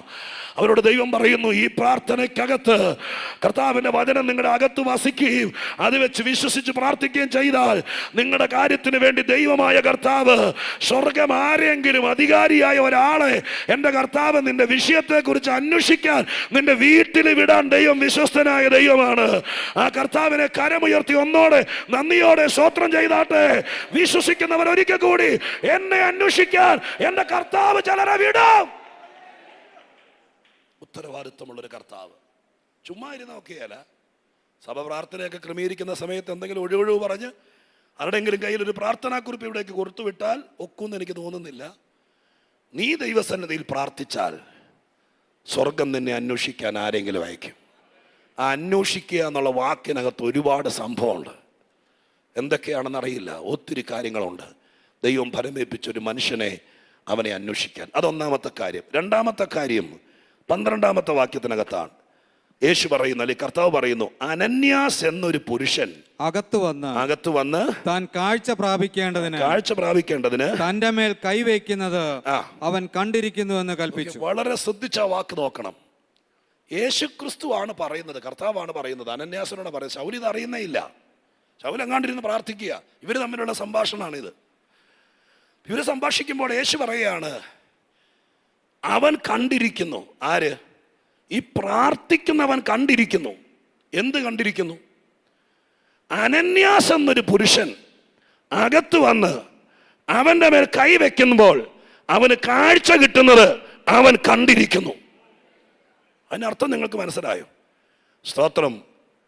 പ്രാർത്ഥിച്ചുകൊണ്ടിരിക്കുന്നവനോട് ആരോ അവിടെ വന്നിട്ടൊരു ദൂത് പറയുകയല്ല. അവൻ കേരളത്തിലേക്ക് വിളിച്ചു ചോദിച്ചിട്ട് ഞാൻ പ്രാർത്ഥിച്ചിട്ട് തന്നെ മറുപടി പറയാൻ വേണ്ടി അതും പറയല്ല. പ്രാർത്ഥിച്ചുകൊണ്ടിരിക്കുന്നവൻ കണ്ടു. എന്ത് കണ്ടു? ഇപ്പോൾ പൗലോസിന്റെ ഏറ്റവും വലിയ വിഷയം 2 കണ്ണിന്റെ കാഴ്ച നഷ്ടപ്പെട്ടതാണ്. യഹൂദനെ സംബന്ധിച്ചിടത്തോളം സ്തോത്രം, അവനൊരു അംഗവൈകല്യം, കാഴ്ചയൊക്കെ നഷ്ടപ്പെട്ടാൽ റിജക്റ്റഡ് ആണ്, അൺഫിറ്റ് ആണ്. അതിനെക്കുറിച്ച് ഞാൻ പറയാൻ ആഗ്രഹിക്കുന്നില്ല, നിങ്ങൾക്കറിയായിരിക്കും. സ്തോത്രം. പൗലോസ് ബെന്യാമിൻ ഗോത്രക്കാരനാണ്, ലേവി ഗോത്രക്കാരനല്ല. അദ്ദേഹത്തെ അപ്പൻ കപ്പൽ പ്രമാണിയായിരുന്നു പറയുന്നു. ബിസിനസ്സിൽ ഇറക്കാതെ നേരെ ശുശ്രൂഷയ്ക്ക് വേണ്ടി അല്ലെങ്കിൽ ന്യായപ്രമാണം പഠിക്കാൻ വേണ്ടി കൊണ്ടിറക്കി. സിനഗോഗുകളിൽ ന്യായപ്രമാണം പഠിപ്പിക്കാനൊക്കെ ആയിരിക്കാം അങ്ങനെ കൊണ്ടുവന്ന് പഠിപ്പിച്ചു. പക്ഷേ ബലഹീനനാണെങ്കിൽ അല്ലെങ്കിൽ അംഗവൈകല്യമുള്ളവനാണെങ്കിൽ ന്യായപ്രമാണത്തിൻ്റെ പശ്ചാത്തലം അനുസരിച്ച് ദൈവിക ശുശ്രൂഷയിൽ പങ്കാളിയാകാൻ പറ്റിയല്ല. അങ്ങനെയാണെങ്കിൽ പൗലോസിനെ സംബന്ധിച്ചിടത്തോളം അവൻ്റെ കരിയറെ പോയി കിടക്കുക, ഭാവിയില്ല. കാരണം കണ്ണ് നഷ്ടപ്പെട്ട് കിടക്കുക. എന്ത് ചെയ്യണമെന്നറിയാതെ ലോകത്തിലുള്ള എല്ലാവരോടും വിളിച്ചു ചോദിച്ച് പാസ്റ്റർ ഒന്ന് പ്രാർത്ഥിച്ചിട്ട് പറഞ്ഞേ എന്ന് പറയുന്നതിനേക്കാൾ നീ ദൈവത്തിൻ്റെ സന്നിധിയിൽ പ്രാർത്ഥിക്കുമ്പോൾ നിന്റെ വിഷയത്തിൻ്റെ പരിഹാരം എങ്ങനെ ഉണ്ടാകുമെന്ന് നിന്റെ പ്രാർത്ഥനാ മുറിയിൽ നിന്നെ കാണിക്കുന്നൊരു ദൈവമുണ്ട്. ഹല്ലേലൂയ. അങ്ങനെയല്ലേ വാക്യത്തിൽ എഴുതിയത്? ആരും വന്ന് പറഞ്ഞതല്ല, ആരോ സ്തോത്രം മെസ്സേജ് അയച്ചതല്ല, ആരോ കത്ത് കൊടുത്തയച്ചതല്ല. പ്രാർത്ഥിക്കുന്നവൻ കണ്ടു, എൻ്റെ വിഷയത്തിനൊരു പരിഹാരമുണ്ട്, എൻ്റെ വിഷയത്തിനൊരു മാറ്റമുണ്ട്. ഇത് കൂടുതൽ നാൾ നിൽക്കത്തില്ല. ഒരുവൻ വരും, അവൻ എൻ്റെ മേൽ കൈവയ്ക്കും, ആ സമയത്ത് എൻ്റെ പ്രശ്നം തീരും. ഹല്ലേലൂയ. ബഥേൽ അസംബ്ലീസ് കോഡിനെ ഞാൻ അനുഗ്രഹിച്ചുകൊണ്ട് പറയുക, ഈ പ്രാർത്ഥനാ യോഗത്തിൽ 100 കണക്കിന് ആളുകൾക്ക് ആരും പറയാതെ ഉറപ്പ് കിട്ടട്ടെ, ഈ മെയ് മാസത്തിൽ തന്നെ എന്റെ വിഷയത്തിന് എന്റെ കർത്താവ് ഇടപെട്ടു എന്ന്, എന്റെ കാര്യത്തിന് നീക്കുപോക്ക് വന്നു എന്ന്, എന്റെ വിഷയത്തിന് ഹല്ലേലൂയ. അതാരും പറഞ്ഞു, പലരും പറഞ്ഞത് ഒത്തില്ല ദൈവമക്കളെ, ഞാൻ സത്യം പറയുന്നു, പലരും പറഞ്ഞു ഒത്തില്ല. പക്ഷേ ദൈവം ചിലത് കാണിച്ചു തന്നാൽ അതിനകത്ത് മായമില്ല. അങ്ങനെ ഒരു തലമുണ്ട്, അങ്ങനെ ഒരു തലമുണ്ട്. ഞാൻ നിങ്ങളോട് ചോദിക്കുന്നു, പൗലോസ് സ്നാനപ്പെട്ടിട്ടില്ല, ഇപ്പോൾ വീണ്ടും ജനിച്ചിട്ടില്ല, അല്ലെങ്കിൽ ശ്രോത്ര അവന് നിലവാരത്തിലേക്ക് എത്തിയിട്ടില്ല, കൃപാവരപ്രാപ്തനായിട്ടില്ല, അപ്പോസ്തലനായിട്ടില്ല. കർത്താവ് തൊട്ടിട്ട് യൂദയുടെ വീട്ടിൽ പോയി ഇരിക്കുന്നേ ഉള്ളൂ. അങ്ങനെ ഒരുത്തം പ്രാർത്ഥിച്ചപ്പോൾ അവന് മനസ്സിലായെങ്കിൽ 25 കൊല്ലമായിട്ട് ശുശ്രൂഷ ചെയ്യുന്ന നീ പ്രാർത്ഥിക്കുമ്പോൾ നിന്റെ വിഷയത്തെക്കുറിച്ച് ഒന്നും കാണാൻ പറ്റിയല്ലേ? സ്തോത്രം, ഹല്ലേലൂയ. ഞാൻ വീണ്ടും നിങ്ങളെ സ്തോത്രം ഇറിറ്റേറ്റ് ചെയ്യല്ല, പ്രോത്സാഹിപ്പിക്കാം. നമ്മുടെ പ്രാർത്ഥനയുടെ തലം മാറിയാൽ നമ്മുടെ ആശങ്കകൾക്ക് മാറ്റം വരും. സ്തോത്രം. എനിക്ക് തോന്നുന്നു ഞാൻ കുറച്ചുകൂടെ ലൈവ് ഉണ്ടെങ്കിലും പറയാം, നമ്മളെപ്പോലെ അഥവാ ഈ പെന്തിക്കോസ്തുകാരെ പോലെയൊക്കെ ഇത്രയും ആശങ്കയും വെപ്രാളം ഉള്ള ഒരു ലോകത്ത് വേറെ ഉണ്ടോയെന്ന് അറിയേല. സ്തോത്രം. കാരണം മൊത്തം അങ്ങ് ആശങ്കയാണ്, നടക്കുമെന്ന് അറിയേല. സ്തോത്രം. മനസ്സിലായി? ഇപ്പം ഇന്ന് വന്ന് തെറ്റിദ്ധരിക്കരുത്, ഇന്ന് വന്ന് ശുശ്രൂഷിക്കുന്നൊരു ദൈവദാസൻ തലേ കൈവച്ച് നീ പറഞ്ഞിരിക്കുന്ന വിഷയത്തെക്കുറിച്ച് കൃത്യമായിട്ട് ദൈവം ദൂത് പറഞ്ഞാലും നാളെ വരുന്ന പുള്ളിയെ കൊണ്ട് ഒന്നോടെ പ്രാർത്ഥിപ്പിക്കും. ശരിയല്ലേ? സ്തോത്രം. കാരണം പാവം കർത്താവായതുകൊണ്ട് മാത്രം സഹിക്കുന്നു. നോക്കി, ഒരു പ്രാവശ്യം കർത്താവ് ഒരു കാര്യം പറഞ്ഞാൽ അതിനകത്ത് ഉറക്കണം. ഹല്ലേലൂയ. അതിന് ദൈവം വിശ്വസ്തനായ ദൈവമാണ്. അപ്പൊ അതിനെന്ത് ചെയ്യണം? പ്രാർത്ഥനയുടെ അടുത്തൊരു തലത്തിലേക്ക് വരണം. നീ ഒറ്റയ്ക്ക് പ്രാർത്ഥിക്കാനുള്ളെങ്കിലും ആ പ്രാർത്ഥനയിൽ നിന്റെ വിടുതലും നീ കാണണം. ഹല്ലേലൂയ. യേശുവിന്റെ നാമത്തിൽ നിന്റെ തലമുറയ്ക്ക് ഒരു ഭാവിയുണ്ടോ? ആ കുരു കഴിയുമോ? അപമാനം മാറുമോ? എനിക്കൊരു ഉയർച്ചയുണ്ടോ? എന്നെ ഈ വീടിനകത്തുനിന്ന് പുറത്തിറക്കുമോ? എനിക്കിനി ഒരു ശുശ്രൂഷയുണ്ടോ? ഈ കാര്യത്തെ കുറിച്ച് മനുഷ്യനെ കൊണ്ട് പറയിപ്പിക്കുകയല്ല, ദൈവം നിന്നെ കാണിക്കണം. വിശ്വസിച്ചുകൊണ്ട് പ്രാർത്ഥിക്കുക. ദൈവമേ, ഒരുപാട് പേരുടെ അടുക്ക പോയതാണ്, ഒത്തിരി പേരോട് ഞാൻ പറഞ്ഞതാണ്, അങ്ങ് ദൂരെ ഓൺലൈനിൽ ഇരിക്കുന്നവരോട് ഞാൻ പറയാം, സ്തോത്രം, ഹല്ലേലൂയ, ഒരുപാട് കാര്യങ്ങൾ പറയും, ഒന്നും നടക്കണം. അവസാനം ചെന്നെത്തുന്ന എവിടാന്നറിയാമോ? ഒത്തിരി പേർക്ക് പറ്റിയൊരു കാര്യം പറയും. അവരിങ്ങനെ വിളിച്ചു പറയും, അവരെന്തെങ്കിലും പറയുമ്പോൾ ഒന്നും നടക്കുക. ലാസ്റ്റ് നമ്മളൊരു ഒരു തീരുമാനത്തിലെത്തും, എല്ലാവരും കള്ളന്മാരാ. അങ്ങനെ ഇപ്പം ചെന്ന് നിൽക്കും. നമ്മൾ എല്ലാവരും കള്ളന്മാരായതുകൊണ്ടല്ല, നമ്മുടെ കയ്യിലിരിപ്പിൻ്റെ ദോഷം കൊണ്ടാ. സ്തോത്രം. ദൈവം പറഞ്ഞതാണ്. അതിന് നമുക്കൊരു വാശി ഉണ്ടാകണം. എന്നെ കാണിക്കണം ദൈവം. എൻ്റെ കുഞ്ഞിൻ്റെ കല്യാണം നടക്കുന്നത്, എൻ്റെ കൊച്ചിൻ്റെ അഡ്മിഷൻ്റെ കാര്യം, എൻ്റെ ജീവിതത്തിൽ പറ്റിയ ഈ ചിഹ്നലുകൾ മാറുന്നത്, എൻ്റെ അടഞ്ഞുപോയ വഴികൾ തുറക്കുന്നത്, അത് ഹല്ലേലൂയ ശൗലിനെ പോലെ ഒരു തുടക്കക്കാരനെ കാണിച്ചെങ്കിൽ ദൈവത്തിന് പ്രിയനായ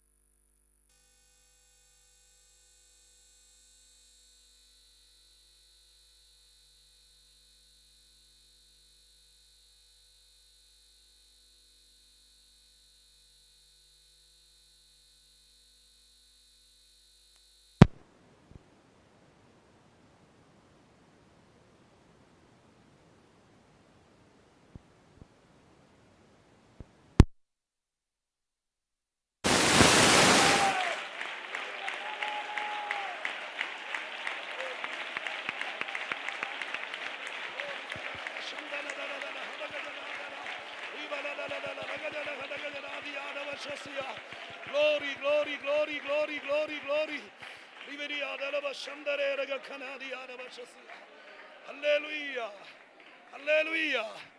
രാത്രിയിലെ ശുശ്രൂഷയിലൂടെ ദൈവം പറയുന്നത് പ്രാർത്ഥനയുടെ തലം മാറും. സ്തോത്ര ഹല്ലേലൂയ. എന്നും ആകാശത്തേക്ക് വെടിവെക്കുന്നത് പോലെ എന്താ സംഭവിക്കുന്നതെന്ന് അറിയാതെ ഒറ്റപ്പെട്ടിരിക്കേണ്ട ഒരു സ്ഥിതി വരികയില്ല. ദൈവം ചിലത് കാണിച്ചു തരും. പ്രാർത്ഥിക്കാൻ തുടങ്ങിയാൽ ആരെ കൊണ്ടെങ്കിലും പ്രാർത്ഥിപ്പിക്കുന്നത് നല്ലതാണ്. പക്ഷെ ഇന്ന് ഇതിനകത്ത് ചിലരെ ദൈവം സെലക്ട് ചെയ്യുക, പ്രാർത്ഥിപ്പിക്കാനല്ല, പ്രാർത്ഥിക്കാൻ. അവര് പ്രാർത്ഥിക്കുമ്പോൾ ദൈവം മറ നീക്കും. നിന്റെ കാര്യം എങ്ങനെ നടക്കുമെന്ന് പലര് പറഞ്ഞു. പക്ഷെ എല്ലാം നമ്മൾ വിചാരിച്ച സമയത്തൊന്നും നടന്നില്ല. നമുക്ക് പരിഭവവും പരാതിയൊക്കെ വന്നു. പക്ഷെ ദൈവം ഇന്ന് നമ്മൾ ചിലരോട് പറയുന്നു, സ്വത്രം ഞാൻ നിന്നെ കാണിച്ചു തരാം. ദൈവസന്നിധി പ്രാർത്ഥിക്കാനിരിക്കുമ്പോൾ എൻ്റെ ഒരു പ്രത്യേക ഒരു അന്തരീക്ഷത്തിൽ നിന്നോടെ ഞാൻ പറയുന്നത് കേട്ടോ. അതൊരു ചലഞ്ചായിട്ട് ചിലരെങ്ങനെ ഏറ്റെടുക്കണം. പ്രാർത്ഥിക്കുമ്പോൾ ചിലത് കാണുന്ന ഒരു തലം തുറക്കണം. അങ്ങനെ ദൈവം ചെയ്യണം. ഹോളി ബൈഷാബാല. ആരോടും ഒന്നും പറയാൻ നമ്മൾ ചിലത് കാണണം. ആത്മതലത്തിൽ സംഭവിക്കണം. സ്വർഗം അത് ചെയ്യാൻ വിശ്വസ്തനാണ്. ഒന്നാമത്തെ കാര്യം, പ്രാർത്ഥിച്ചാൽ ഒന്നാമത്തെ കാര്യം അന്വേഷിക്കാൻ ചിലരെ കർത്താവാക്കും. രണ്ടാമത്തെ കാര്യം, ആർക്കും സഹായിക്കാൻ പറ്റാത്ത, നീ എവിടെ, ഇപ്പൊ യൂദയുടെ വീട്ടിലെ ശൗൽ എവിടാന്ന് പോലും ആർക്കും അറിയാല. സ്തോത്രം. അവിടെ ഇരുന്ന് പ്രാർത്ഥിക്കുമ്പോഴും നിനക്കൊരു വിടുതലുണ്ടോ എന്ന് ചോദിക്കാനല്ല. ഞാൻ രാവിലെ മുതൽ നിങ്ങളുടെ അടുക്കൽ ഒരു സഹോദരനെ പോലെ നിന്ന് പറയുമ്പോൾ സ്നേഹത്തോടെ പറയാം, സ്തോത്രം, ഇനി നിങ്ങൾക്ക് ഒരിക്കൽ പോലും നിങ്ങളുടെ ആ വിഷയത്തെക്കുറിച്ച് ഒരാളോടും ദൈവദാസനെ ഇതിനകത്തൊരു വിടുതലുണ്ടോ എന്ന് ചോദിക്കേണ്ടി വരില്ല. സ്വർഗം നിങ്ങളെ അത് കാണിച്ചു തരും. ഈ വിധത്തിൽ ദൈവം അതിന് മറുപടി തരുമെന്ന്. എല്ലാ കാര്യത്തിനും ഒരു വഴിയുണ്ട്. ഈ കാഴ്ച മടങ്ങി വരാൻ ദൈവം ഒരിക്കൽ വഴിയാണ്. അനന്യാസ് വന്ന് കൈവയ്ക്കുക. അത് ദൈവം കാണിച്ചു കൊടുത്തു. ഇനി മൂന്നാമത്തെ കാര്യം അതിന്റെ 13-ാം വാക്യത്തിലാണ്. 13-ാം വാക്യത്തിൽ എഴുതിയിരിക്കുന്നത് എങ്ങനെയാണ്? അതിന് അനന്യാസ്, കർത്താവേ, ആ മനുഷ്യൻ യെരൂശലേമിൽ നിന്റെ വിശുദ്ധന്മാർക്ക് എത്ര ദോഷം ചെയ്തെന്ന് പലരും പറഞ്ഞ് ഞാൻ കേട്ടിരിക്കുന്നു. അടുത്തോടെ വായിച്ചു. ഇവിടെയും നിന്റെ നാമത്തെ വിളിച്ചപേക്ഷിക്കുന്നവരൊക്കെയും പിടിച്ചു കെട്ടുവാൻ അവന് മഹാപുരോഹിതന്മാരുടെ അധികാരപത്രമുണ്ട് എന്ന് ഉത്തരം പറഞ്ഞു.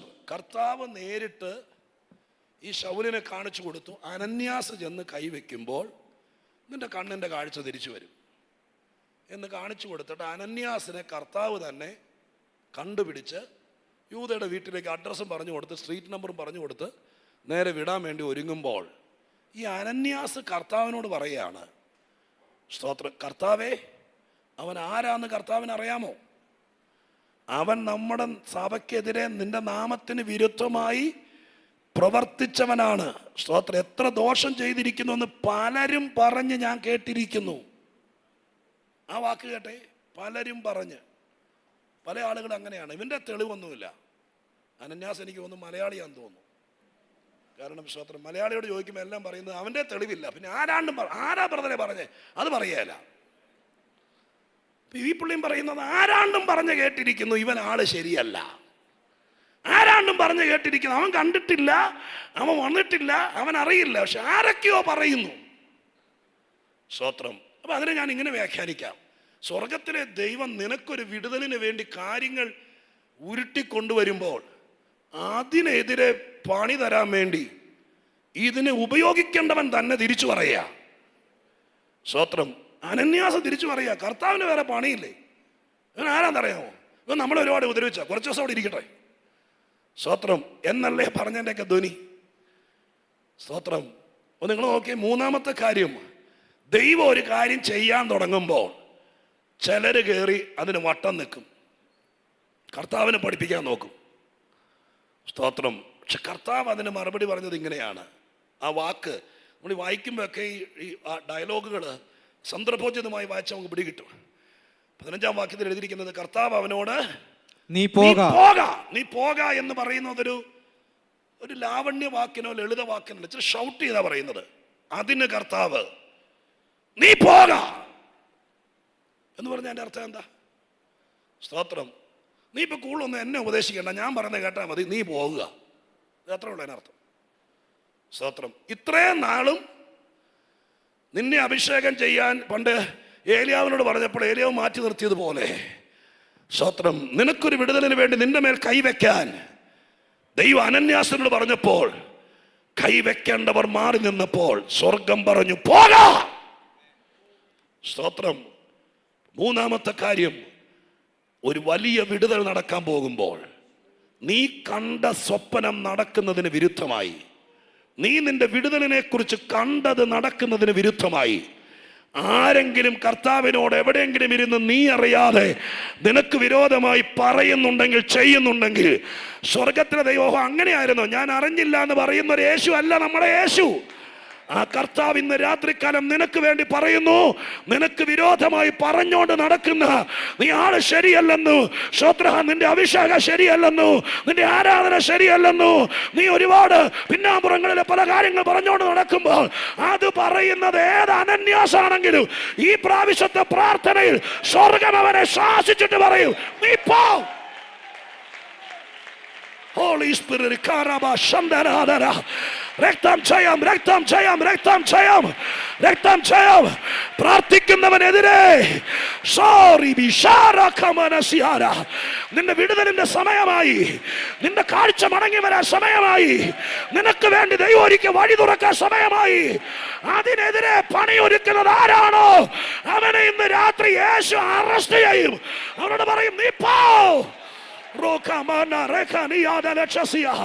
സഭയ്ക്കെതിരെയോ ആത്മീകതക്കെതിരെയോ കൃപയ്ക്കും കൃപാവരത്തിനും എതിരെയോ പരിശുദ്ധാത്മ നിയോഗത്തിനെതിരെയോ പ്രാർത്ഥിക്കുന്ന നിനക്ക് വിരോധമായോ ഏതെങ്കിലും വിധത്തിൽ ദൈവം നിശ്ചയിച്ചതിന് വിരുദ്ധമായി ദൈവത്തെ പോലും പറഞ്ഞു പിന്തിരിപ്പിക്കാൻ നോക്കുന്ന പിന്തിരിപ്പൻ ആത്മാവിനെ എന്റെ കർത്താവ് ഇന്ന് രാത്രി 8:30 വിശ്വസിക്കുന്നു, വിശ്വസിക്കുന്നു. 8:30 അവനെ ശാസിച്ചിട്ട് പറയുക, നീ പോ.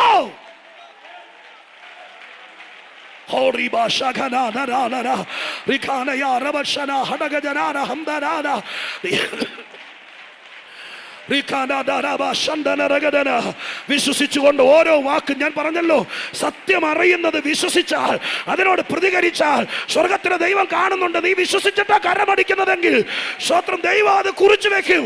അതിന് ദൈവം ഈ ദിവസങ്ങളിൽ തന്നെ ശാസിക്കേണ്ടവനെ ശാസിച്ചിട്ട് പറയൂ, ഞാൻ അവനെ തെരഞ്ഞെടുത്തിരിക്കുക, പോ.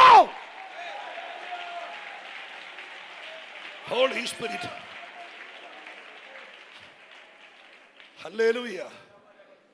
അനന്യാസ് പണ്ടേ വരണ്ടതാ, പക്ഷെ 1-2 പറഞ്ഞ് ചുമ്മാ ഡിലേ ആക്കുക, വെറുതെ സ്തോത്രം ഒരേ മുടന്തൻ ന്യായങ്ങൾ പറഞ്ഞ് താമസിക്കുക. ഞാൻ അനന്യാസിനെ വിട്ടിട്ട് നിങ്ങളോട് ഞാൻ അങ്ങനെ ഒരു ദൂത് പറയട്ടെ. സ്വർഗം അനുവദിച്ചിട്ടും നിന്നെ കൊണ്ട് അനുഭവിപ്പിക്കത്തില്ലെന്ന് വാദിക്കുന്ന ആ ശക്തി ആരാണോ അവനോട് ഇന്ന് കർത്താവിൻ്റെ ശാസന ഉണ്ടാവും. ദൈവം അനുവദിച്ചു ചില കാര്യങ്ങൾ, പക്ഷെ നീ അനുഭവിക്കാതിരിക്കാൻ ചുമ്മാ ഇടയ്ക്ക് കയറി പോരാടുകയാ. അത് നിന്റെ വീട്ടിലാണെങ്കിലും പുറത്താണെങ്കിലും എവിടാണെങ്കിലും അതിനെതിരെ ദൈവം എഴുന്നേൽക്കുന്ന രാത്രിയാണ് ഈ ഉപവാസത്തിന്റെ ബുധനാഴ്ച രാത്രി.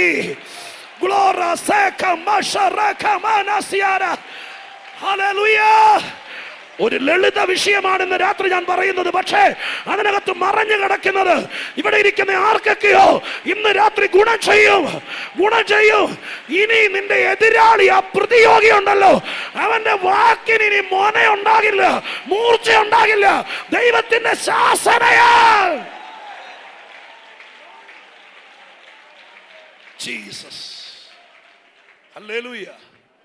മൂന്നാമത്തെ കാര്യമാണ്, ഒരുത്തനോട് നീ പോയി അവൻ്റെ തല കൈവച്ച് പ്രാർത്ഥിച്ച് അവനെ പുറത്തു കൊണ്ടാ.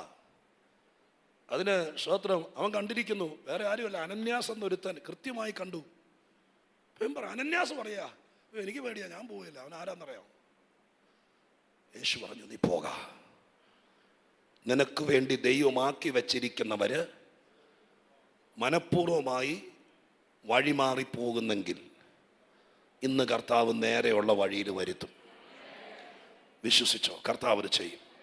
നാലാമത്തെ 5-ാമത്തെയും കാര്യം കൂടി പറഞ്ഞ് ഞാൻ ഈ രാത്രിയിലെ സന്ദേശം നിർത്താം. 4-ാമത്തെ കാര്യം 15-ാം വാക്യമാണ്. കർത്താവിനോട് നീ പോക, അവൻ എൻ്റെ നാമം ജാതികൾക്കും രാജാക്കന്മാർക്കും ഇസ്രായേൽ മക്കൾക്ക് മുമ്പിൽ വഹിപ്പാൻ ഞാൻ തിരഞ്ഞെടുത്തിരിക്കുന്ന ഒരു പാത്രമാകുന്നു. നോക്കണേ, സ്തോത്രം. ഈ അനന്യാസ് പറഞ്ഞു അവന്റെ ഇന്നലകളെ കുറിച്ച്. അവൻ ആരാന്നറിയാമോ? സ്തോത്രം. അവന്റെ കുടുംബം ഏതാണെന്നറിയാമോ? ഇങ്ങനെ മഹാപുരോഹിതൻ ആടിനെ പരിശോധിക്കുന്ന പോലെ ഓരോ രോമം അകത്തി നോക്കിയിട്ട് പൂനമുണ്ടോ എന്ന് നോക്കി ഒരു കാലത്ത് സംഭവം നടക്കാതെ അങ്ങനെ ഇരുത്തിക്കൊണ്ടിരിക്കുമ്പോൾ കർത്താവ് അങ്ങോട്ട് പറഞ്ഞു, അവൻ ഇന്നലകളിൽ ആരായിരുന്നു എന്ന് ഞാൻ നോക്കുന്നില്ല, നിനക്ക് വേണമെങ്കിൽ നാളെ അവൻ ആരാകുമെന്ന് ഞാൻ പറഞ്ഞുതരാം. അതല്ലേ അവിടെ സംഭവിച്ചത്. യേശു പറഞ്ഞു ഇന്നലകളെ നോക്കുന്നില്ല. അവൻ എൻ്റെ ജനത്തെ തല്ലിയവനോ, എൻ്റെ നാമത്തെ അപമാനിച്ചവനോ, സഭ പൊളിച്ചവനോ, പാസ്റ്ററെ അടിച്ചവനോ, സഭാഹോളിന് തീയിട്ടവനോ ആരും ആയിക്കോട്ടെ, പക്ഷേ മുമ്പോട്ടുള്ളത് എന്താന്ന് ഞാൻ പറഞ്ഞുതരാം. ഇന്ന് രാത്രി ഞാൻ ആത്മാവിൽ പറയാം, പുറകോട്ടുള്ളത് മുഴുവൻ സ്വർഗം ഒരു ചാക്കിൽ കെട്ടി ആറ്റിലേക്ക് എറിയുന്നത് പോലെ അനുതാപത്തോട് കണ്ണുനീരോടും കൂടെ ഈ ദൂതിനെ മുറുകെ പിടിക്കാമെങ്കിൽ ഇന്നലകളിൽ ക്ലെയിം ചെയ്യാൻ, അന്ധകാര ശക്തികൾ ക്ലെയിം ചെയ്യാൻ നിന്റെ ഭാഗത്ത് വീണ് കിടക്കുന്ന ചില കറുത്ത പൊട്ടുകൾ അതിന്ന് രാത്രി യേശു പറയുന്നു അത് മുഴുവൻ എന്റെ കർത്താവ് സംഖ്യയിലെ ചോര കൊണ്ട് കഴുകി ആ ബാധ്യതകളെ മുഴുവൻ എന്റെ കർത്താവ് സമുദ്രത്തിന്റെ അടിയിലേക്ക് എറിയും. ഹല്ലേലൂയ.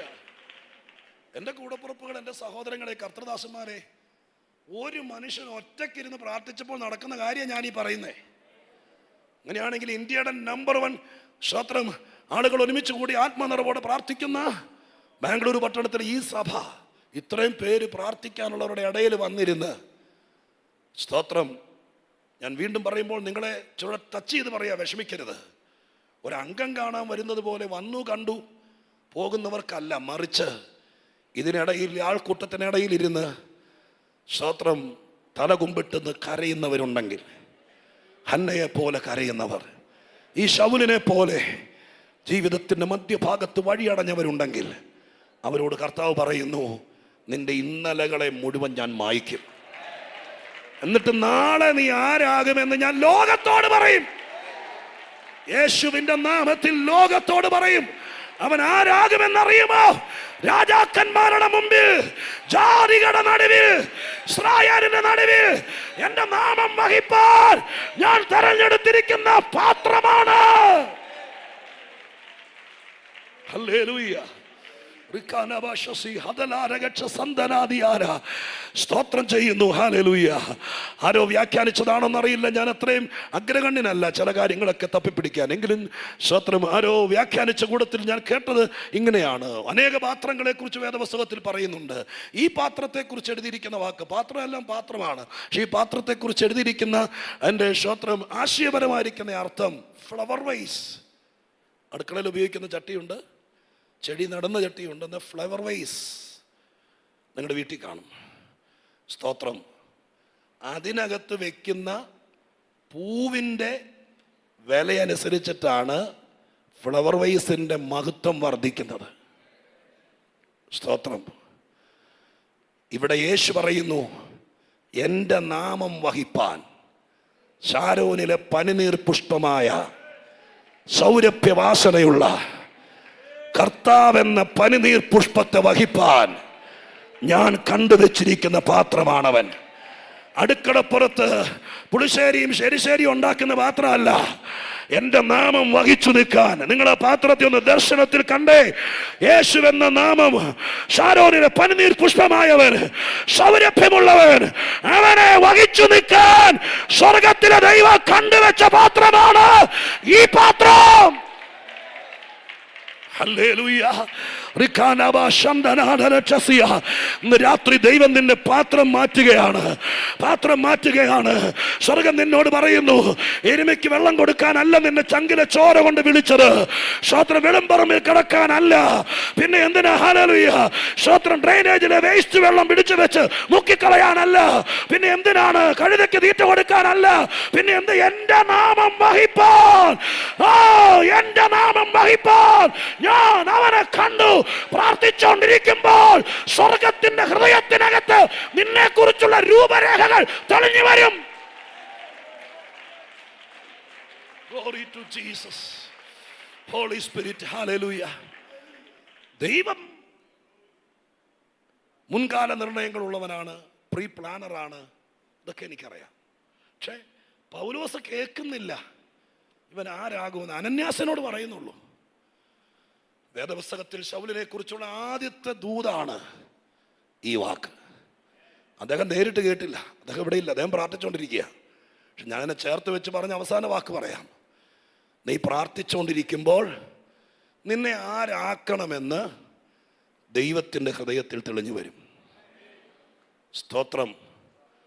അതുകൊണ്ട് ഉപവാസ പ്രാർത്ഥന ഞായറാഴ്ച കഴിഞ്ഞാലും പ്രാർത്ഥന ജീവിതത്തിൻ്റെ ഒരു ഭാഗമാക്കണം. ഈ ദൂതിനെ നിങ്ങൾ ഗൗരവമായി ആലിംഗനം ചെയ്യണം. ഈ വചനത്തെ നിങ്ങൾ വളരെ പുളകിതമായി കാണണം. എത്ര പ്രയാസമുണ്ടെങ്കിലും പ്രാർത്ഥന ആരെയും ഏൽപ്പിക്കരുത്. ഞാൻ പറയാറുണ്ട്, എനിക്ക് വേണ്ടി, എൻ്റെ പിള്ളേർക്ക് വേണ്ടി പ്രാർത്ഥിക്കാൻ എന്നെപ്പോലെ ഭാരമുള്ള വേറെ ആരും ഈ ലോകത്തിലില്ല. നീ പ്രാർത്ഥിക്കുമ്പോൾ ദൈവം ചില കാര്യങ്ങൾ തെളിയിക്കും. അഞ്ചാമത്തെ കാര്യം, ഈ പ്രാർത്ഥന അവസാനിച്ചത് എങ്ങനെയാണെന്നറിയാമോ? അവസാനിച്ചത് ഇങ്ങനെയാണ്, 17-ാമത്തെ വാക്യം. അങ്ങനെ അനന്യാസ് ആ വീട്ടിൽ ചെന്ന് അവന്റെ മേൽ കൈവച്ചു. ശൗലേ, സഹോദര, നീ കാഴ്ച പ്രാപിച്ച് പരിശുദ്ധാത്മ പൂർണ്ണനാകേണ്ടതിന് നീ വന്ന വഴിയിൽ നിനക്ക് പ്രത്യക്ഷനായ യേശു എന്ന കർത്താവ് എന്നെ അയച്ചിരിക്കുന്നു എന്ന് പറഞ്ഞു. അടുത്തോടെ വായിച്ചു. ഉടനെ അവന്റെ കണ്ണിൽ നിന്ന് ചെതുമ്പൽ പോലെ വീണ്, എന്തോ ഒരു സാധനം ചെതുമ്പൽ പോലെ കണ്ണിൽ നിന്ന് വീണു. കാഴ്ച ലഭിച്ചു. അവൻ എഴുന്നേറ്റു സ്നാനമേറ്റു ആഹാരം കൈക്കൊണ്ട് ബലം പ്രാപിക്കുകയും ചെയ്തു. ഈ പ്രാർത്ഥന അവസാനിച്ചത് ഇനി എന്നാ യോഗം വെക്കുന്നതെന്ന് ചോദിച്ചോണ്ടല്ല. ആ പ്രാർത്ഥന അവസാനിച്ചെന്ന് കണ്ടോ? ഒരു ശുശ്രൂഷയോടുകൂടെയാണ് ആ പ്രാർത്ഥന അവസാനിച്ചത്. എന്താണ് ആ ശുശ്രൂഷ? അനന്യാസ വീട്ടിൽ ചെന്നു. അങ്ങനെ അനന്യാസ വീട്ടിൽ ചെന്നു എന്ന് എഴുതിയിരിക്കുന്നത്. സ്തോത്രം. എന്ന് പറഞ്ഞാൽ പോകാൻ ഭയങ്കര മടിയനായിരുന്നു. എങ്ങനെയും കർത്താവ് അവിടെ എത്തിച്ചു. അങ്ങനെ എത്തിച്ചു ദൈവം. ആ വീട്ടിൽ ചെന്നു. വീട്ടിൽ ചെന്നുമ്പോൾ നിങ്ങളുടെ രംഗം ഒന്ന് പിക്ചറൈസ് ചെയ്യണം, മനസ്സിൽ കാണണം. യൂദയുടെ വീട്ടിൽ അടച്ചിട്ടിരിക്കുന്ന ആ വീടിനകത്ത് അനന്യാസ് അകത്ത് ചെന്നു. തപ്പിക്കുത്തി വന്ന് ശൗല് വാതിൽ തുറന്നു. ആരാന്ന് കാണാൻ 1% പോലും കാഴ്ചയില്ല. അനന്യാസ് തന്നെത്താൻ പരിചയപ്പെടുത്തി. ശൗലേ, സഹോദര, നീ വന്ന വഴിക്ക് നിന്നെ വഴിയിൽ വെച്ച്, സ്തോത്രം, ശൗലേ സഹോദര, നീ പരിശുദ്ധാത്മാവിന് നീ വഴിയിൽ നിനക്ക് പ്രത്യക്ഷനായ യേശു എന്ന കർത്താവ് എന്നെ അയച്ചിരിക്കുന്നു എന്ന് പറഞ്ഞുകൊണ്ട് അവന്റെ മേൽ കൈവയ്ക്കലും അവന്റെ കണ്ണിൽ നിന്ന് ചെതുമ്പല് പോലെ എന്തോ താഴെ വീണു. സ്തോത്രം. എൻ്റെ പ്രിയപ്പെട്ടവരെ, ഈ രാത്രിയിലെ സന്ദേശം ഞാൻ അവസാനിക്കുമ്പോൾ, സ്തോത്രം, നിങ്ങളോട് ഞാൻ ചോദിക്കുന്നു, ഈ ചെതുമ്പല് താഴെ വീണില്ലായിരുന്നെങ്കിൽ, സ്തോത്രം, ശൗലിൻ്റെ കണ്ണിനെ മറച്ചിരുന്നത് നമുക്ക് ന്യായമായി ഒത്തിരി വ്യാഖ്യാനത്തിലേക്ക് പോകാതെ സിമ്പിളായിട്ട് ചിന്തിക്കാം. വലിയ കരിങ്കൽ പാറയൊന്നുമല്ല, ഒരു ചെതുമ്പൽ, ചെറിയ ചെതുമ്പൽ, അത്രയേ ഉള്ളൂ. ആ ചെതുമ്പൽ ഇത്രയും വലിയൊരു മനുഷ്യനെ 4 ചുവരുകൾക്കകത്ത് ഒതുക്കി വെച്ചിരിക്കുകയായിരുന്നു. അനന്യാസ് വന്ന് പ്രാർത്ഥിച്ചുകൊണ്ടിരിക്കുമ്പോൾ കൈവച്ചാറേ ഇവന്റെ ജീവിതത്തെ ഒതുക്കിയ ചെതുമ്പലിനെ സ്വർഗത്തിലെ ദൈവം കണ്ണിൽ നിന്ന് താഴേക്ക് വീഴിച്ചു. ചെതുമ്പല് താഴെ വീണ മാത്രയിൽ കണ്ണു തുറന്നു വന്നു, ബലം പ്രാപിച്ചു, സ്നാനപ്പെട്ടു. പിന്നെ ഒന്നും പിടിച്ചു നിൽക്കേണ്ട വന്നില്ല, ആള് മാറി എന്ന് പറയാം. ഞാൻ ഇന്ന് രാത്രി ഇങ്ങനെ പറഞ്ഞ് അവസാനിപ്പിക്കാം. ഒരുപക്ഷെ ഏതെങ്കിലും കൊച്ചു ചെതുമ്പലുകൾ, വലിയ സംഭവം ഒന്നും ആയിരിക്കില്ല. നമ്മളെല്ലാവരും നല്ലവരാണ്, ഒത്തിരി നല്ലവർ, ഒരുപാട് ഉപവസിക്കുന്നവർ, പ്രാർത്ഥിക്കുന്നവർ, കർത്താവിന് വേണ്ടി കൊടുക്കുന്നവർ, സ്തോത്രം, ഒരുപക്ഷെ ശുശ്രൂഷകരുടെ നിരയിൽ വളരെ കഠിനാധ്വാനം ചെയ്യുന്നവർ. പക്ഷേ ജീവിതത്തിൽ മറഞ്ഞു കിടക്കുന്ന ഒരു ചെതുമ്പലുണ്ടെങ്കിൽ നമ്മൾ ഒതുങ്ങിപ്പോവും. സ്തോത്രം. വലിയ കൂടോത്രം കൈവശമൊന്നും അല്ല, ഒരു ചെതുമ്പൽ മതി. അത് നമ്മളാക്കാതിരിക്കാൻ നോക്കും. ഈ ബുധനാഴ്ച രാത്രി നമുക്ക് ഒരുമിച്ച് ദൈവത്തോട് ശാന്തമായിട്ടൊന്ന് പ്രാർത്ഥിക്കാം. എൻ്റെ ജീവിതത്തിൽ എന്തെങ്കിലും ചെതുമ്പലുണ്ടെങ്കിൽ ഈ രാത്രി ഞാൻ നിങ്ങളുടെ ഓരോരുത്തരുടെയും മേൽ കൈവയ്ക്കാനൊന്നും വരുന്നില്ല. നിങ്ങൾ ആവശ്യപ്പെട്ടാൽ കർത്താവ് നിങ്ങളുടെ ശിരസിൽ കൈവയ്ക്കും.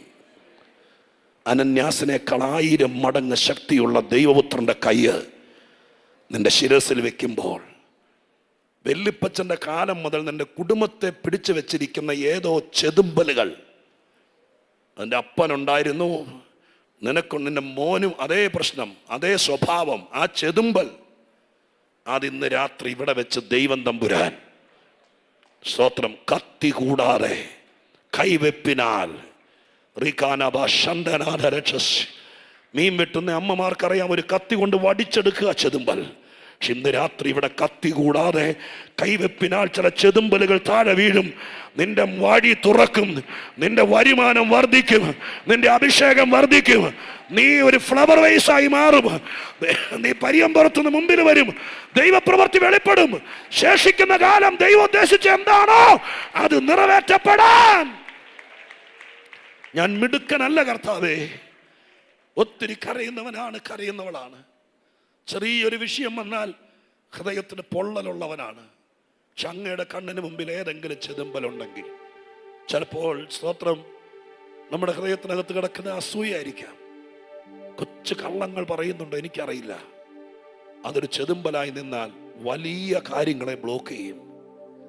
കുറ്റം പറയുവോ, മറ്റൊരുത്തിന് വിരോധമായി കരിക്കൽ നീക്കുവോ, ഇതൊക്കെ ഒരു ചെതുമ്പല.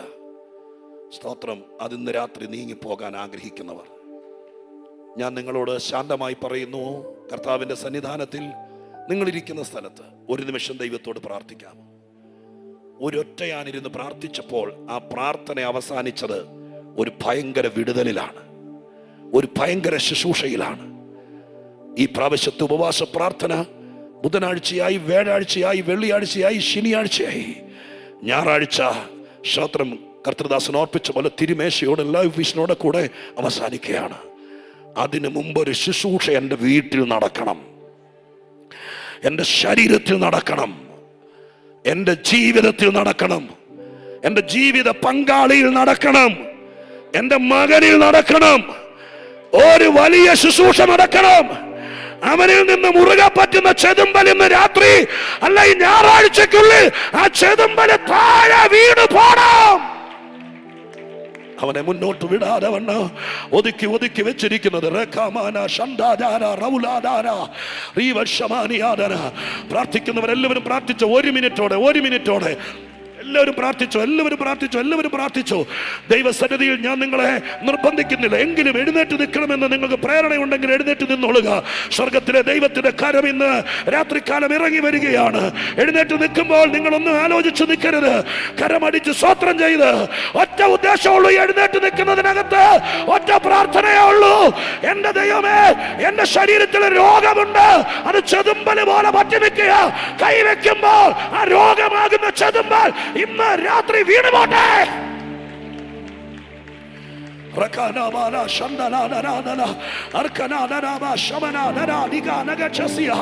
ഇതിനിടയിൽ ഈ സഭയിലെ ശുശ്രൂഷകർ നിൽക്കുന്നുണ്ടല്ലോ, ഇതിനകത്ത് ശുശ്രൂഷകന്മാർ നിൽക്കുന്നുണ്ടല്ലോ. നിങ്ങളെ അമിതമായി പ്രേരിപ്പിക്കുകയാണ്. ആരുടെയെങ്കിലും മേൽ കൈവച്ച് ആത്മാവിൽ ശാസിക്കാൻ ഈ രാത്രി ഒരു പ്രേരണ വരുന്നെങ്കിൽ നിങ്ങളൊരു അനന്യാസാകുക, കൈവയ്ക്കുക, അവനും കൂടി രക്ഷപ്പെടട്ടെ. നിന്റെ ജീവിത പങ്കാളി അടുത്തു നിൽക്കുന്നെങ്കിൽ, നിന്റെ മകൻ അടുത്തു നിൽക്കുന്നെങ്കിൽ, യേശുവിന്റെ നാമത്തിൽ ഒരുമിച്ച് കൈവച്ച് പ്രാർത്ഥിച്ചോ. യേശുവിന് മൈഗ്രെയിൻ അടക്കമുള്ള ചില രോഗങ്ങളെ ഇന്ന് രാത്രി ചെതുമ്പല് വീണു പോകുന്നത് പോലെ പരിശുദ്ധാത്മാവ് ഈ ചർച്ചിനകത്ത് പ്രാർത്ഥിച്ചു നിർത്തുന്ന സമയത്ത് ഒരു ശുശ്രൂഷ നടക്കും. ആസ്മയും തൈറോയിഡും ഞാൻ രോഗം മാത്രം പറയല്ല, നിന്നെ ആത്മീകനല്ലാതെയാക്കാൻ, നിന്റെ കൃപയെ തടുക്കാൻ, നിന്റെ വിളിയെ എതിർക്കാൻ, നിന്റെ അഭിഷേകത്തെ ബാധിക്കാൻ എവിടെയോ കിടക്കുന്ന ചെതുമ്പലിനെ ഇന്ന് രാത്രി കൈവെക്കുമ്പോൾ ദൈവപുത്രന്റെ കൈവെക്കട്ടെ.